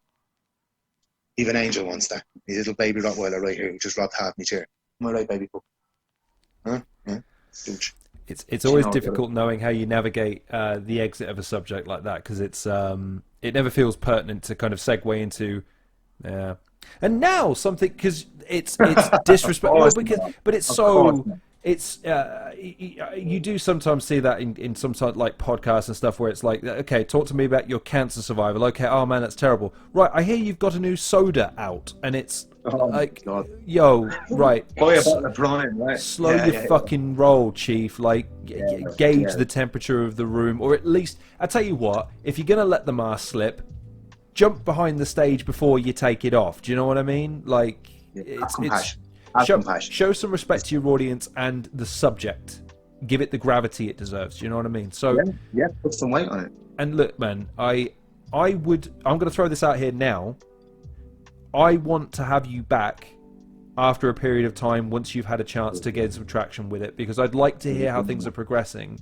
I'd also like to hear what your experiences are, because I think your experience, the reason I was also very keen is not necessarily to do just explicit with the circumstances, but you're in the position that I am 99.999% convinced that we are all going to be in at some stage, which is we are all going to be arguing against powerful individuals, organizations for basic, fundamental human entitlements like the right to live in with happiness, dignity, grace, and in our own by our own hand, right? It's not, there shouldn't be this overhand, this archetypal force that tells us how to speak, when it's appropriate to speak, and what to speak about, when we're also being told, you actually, said off there, gaslighting is now a corporate practice. It's something they do because they feel emboldened to do it. Yeah, and the people gaslighting then convince you're the one gaslighting. It's a vicious cycle that never ends unless enough people all in unison, like they would have done 20 or 30 years ago, go, hang on, bollocks. Waffle. Yeah, waffle. We have our own independence. The problem is now with social media. People want likes, so you got to conform. You do. Which means individuality goes out the window, right? So that's the problem. People are like, no, I'll only say this if all the cool people are saying it. No, I'll only say this if I'm on the winning side. I won't take a risk. Well, I'd go one even further. You're also competing against everyone else's plight. Everyone else's individual. Oh man, you don't understand my troubles. I can't afford the latest flavor of Prime. Oh man, there's a new pair of Yeezys out, and oh gosh, if I simply don't have them, I will simply die. And you go, yeah, but what about this? And you go, well, that doesn't directly affect me. And I've got enough problems in my life. And it's like, man, at some stage, I feel like you have to be able to step outside of your own problems and look at the wider context of things and realize sometimes, as much as you might not like to admit it, you might be doing okay compared to the next person. And you don't have to feel bad about that, but you do have to acknowledge that that person is dealing with shit that you aren't. And so maybe be compassionate about that. Yeah, while you're worrying about your Yeezy, someone's walking around barefoot in a desert. You know what I mean? 100%. Without food in their stomach, while you're just going and buying a second breakfast roll of the day in a garage. You know? Your chicken baguette, whatever it is. That's big over here. I'm not so sure of chicken. Maybe it's a wrap over there. I'm not so sure. I never leave my... I have a hovel, and I live here, and I leave it rarely because the world is big and scary and full of people that are bigger and more handsome than me. So I have to. You're a devilishly handsome lad. Look at this. Look at this guy. I mean, Yeah, but people then can look at the camera right now and see that that's objectively false, and that's fine. I've long made peace with the fact that I have a facial structure Picasso would have been proud to call a sculpture. I have. Yeah, I'll counter that with a dude wasn't pulling Eastern European lady, some sort of ass. That's you know. Yeah, that's true. They make some nice women there, bro. I chat a lot of very charming shit. Let me put it that way, and that's fine. I'm happy with my. A lady take the dipper. I have a long and proud history of selling snake oil, but what can I say? Join the club. Bro. I do what I Join do. The club. But listen, my beard hides me weak jawline, but I don't tell nobody. do you know what? Actually, that's a good way to end, because we can end with the segues into how do people find it. Because I looked you up on the old Verse Tracker. Shout out to Verse Tracker. I had to double take because this image in front of me now. Different guy. There's something about. I mean, number one, you're thinner now. You've chiseled up. I like it. You've got. I'll quote one of my favorite comedians now. Cheekbones to die for. You could slice meat to the millimeter with those things. Like I love that saying. It's so good. You know what they say about cocaine? But hell of a drug, bro. I went through a bad phase. Of course I'm thinner. But we came out the back end of that. We're okay now. Thank God for the last 3 years. But I went through a bad year and a half. Dip real bad. But you're looking. So yeah, definitely. I definitely. Compared to this young man, and this young man, I don't know. There's something. That young man was full of shock factor and lack of understanding for life. What happened to me is I lost my brother along the way in 2015, and I realised ego and trying to be the best ain't exactly as important as you might think it is, because you spend more time with these guys, right? So that young man was just an arrogant shock factor trying to get a cheered out people person, and this person is a person who values people because I learned the hard way that's what you need to do. I was going to say, there's much more relaxed look in your eyes now. The eyes that I'm seeing here, there's a trepidation almost in them, whereas now that's the main. It's not just the beard; it's the fact that I'm looking at you now and I see a much more relaxed and much more and yet focused. It's an odd dichotomy, but it's there. It's a very odd thing.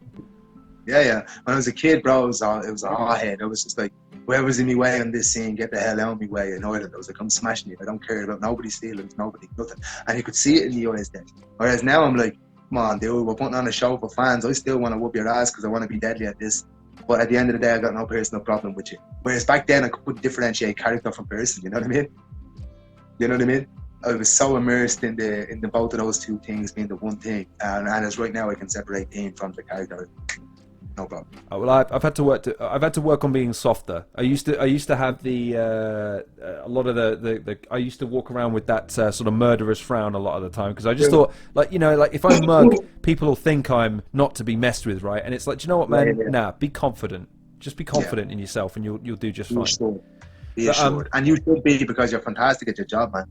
You really are. When the guest starts to compliment me too much, that's when you know we got to go, because I can't. This is another soul. So next time he tries to tell you like to start fucking bigging yourself up, remember he can't do it. So yeah. So if I ever get, I'm gonna try and dream up a topic to have him on to debate, because it was like that with Tony. It was like, how do you fix the UK? Tony, go. With Soul, I don't know what the topic would be, but I dread taking the opposite side. Let's put it that way, because I feel like... Yeah, it's a bad argument to pick, bro. Come on, man. Well, it's the reason you don't. It's like, if I tried insulting you right now, there are easier ways to commit suicide. There really are, because you don't insult battle rappers. You just don't do it. We're so with freestylers, I can assure you, brother. Don't do it. And with a name like and I have Lorne, a Rottweiler on the lap as we speak as well, so there's that. I'm just saying, with a name like Lorne, I'm signing my own execution warrant. Do you know what I mean? It's like it's. I have the most nerdy name in battle rap. I named myself when I was like 15 years of age, and mad obsessed with Thor and comics. And I was a kid, and people say to me, "You have a childish name." I'm like, right, yeah, that's an indicator as to how long I'm doing this, man. I was a kid when I done it. You know what I mean? It's. That's it. Should we? Should I?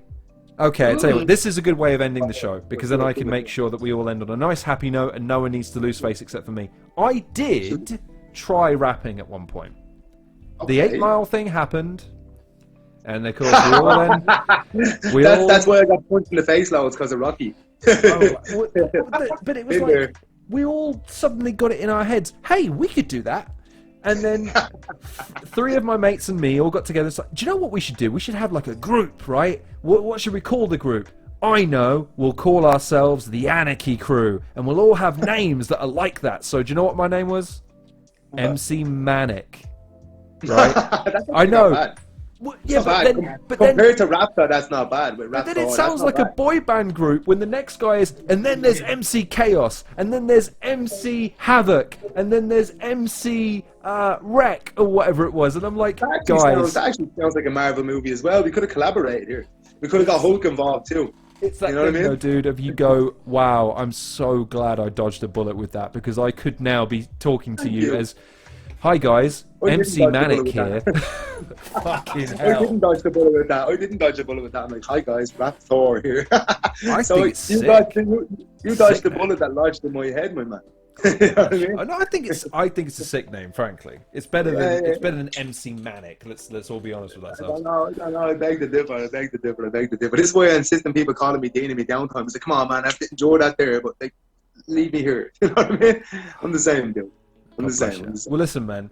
Where can, aside from on the next live event that you're going to be appearing at, where can people find you? Where can people support you? And what are you wanting people to be super duper hyped and excited for as far as what you've got coming up?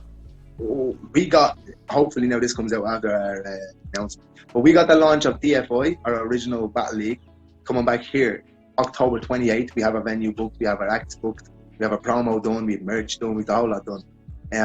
That is coming up next. But also, in terms of English people, I've been on to a league about being over there with you guys in London in November. Yeah, so I'll be in London in November. I'll see you there. Against a really sick opponent who a lot of you guys rate as well. But if you're looking for me on socials, I'll tell you in your downtime in a second if you, but I won't hear. But in the socials at Rapthor Music on Instagram, Team Born on Facebook, there's a Rapthor page on Facebook, and then there's Rapthor Clear on Twitter. So yeah, and you'll probably find me on various tracks looking a lot less hairy and more intense.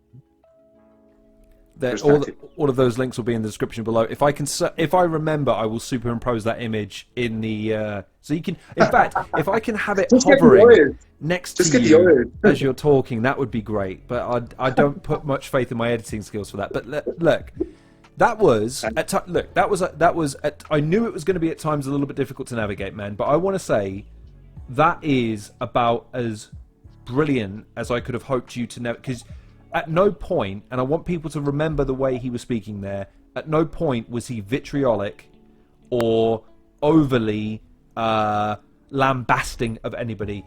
This is a guy that just wants you to be aware of something horrible that needs to be addressed. And there's nothing, there should be nothing controversial. A call to justice shouldn't warrant any other preface. It should just be, this is how it should have been all throughout. You know what I mean? Yeah, 100%. Don't blow me at the stake for saying exactly what I think. You know what I mean? Because again, you're free to say exactly what you think to me, disagree with me or agree with me, and I'll still like it either way. You know what I mean? I'm happy for a debate. So again, with this topic, I don't want people to think I'm trying to cane anybody, or I'm just trying to say how I see it, man. That's it. Filter gone, because nobody can trust the guy who has to have a filter like that, because there's a reason they have that filter. You know what I mean? And that's my honest opinion. So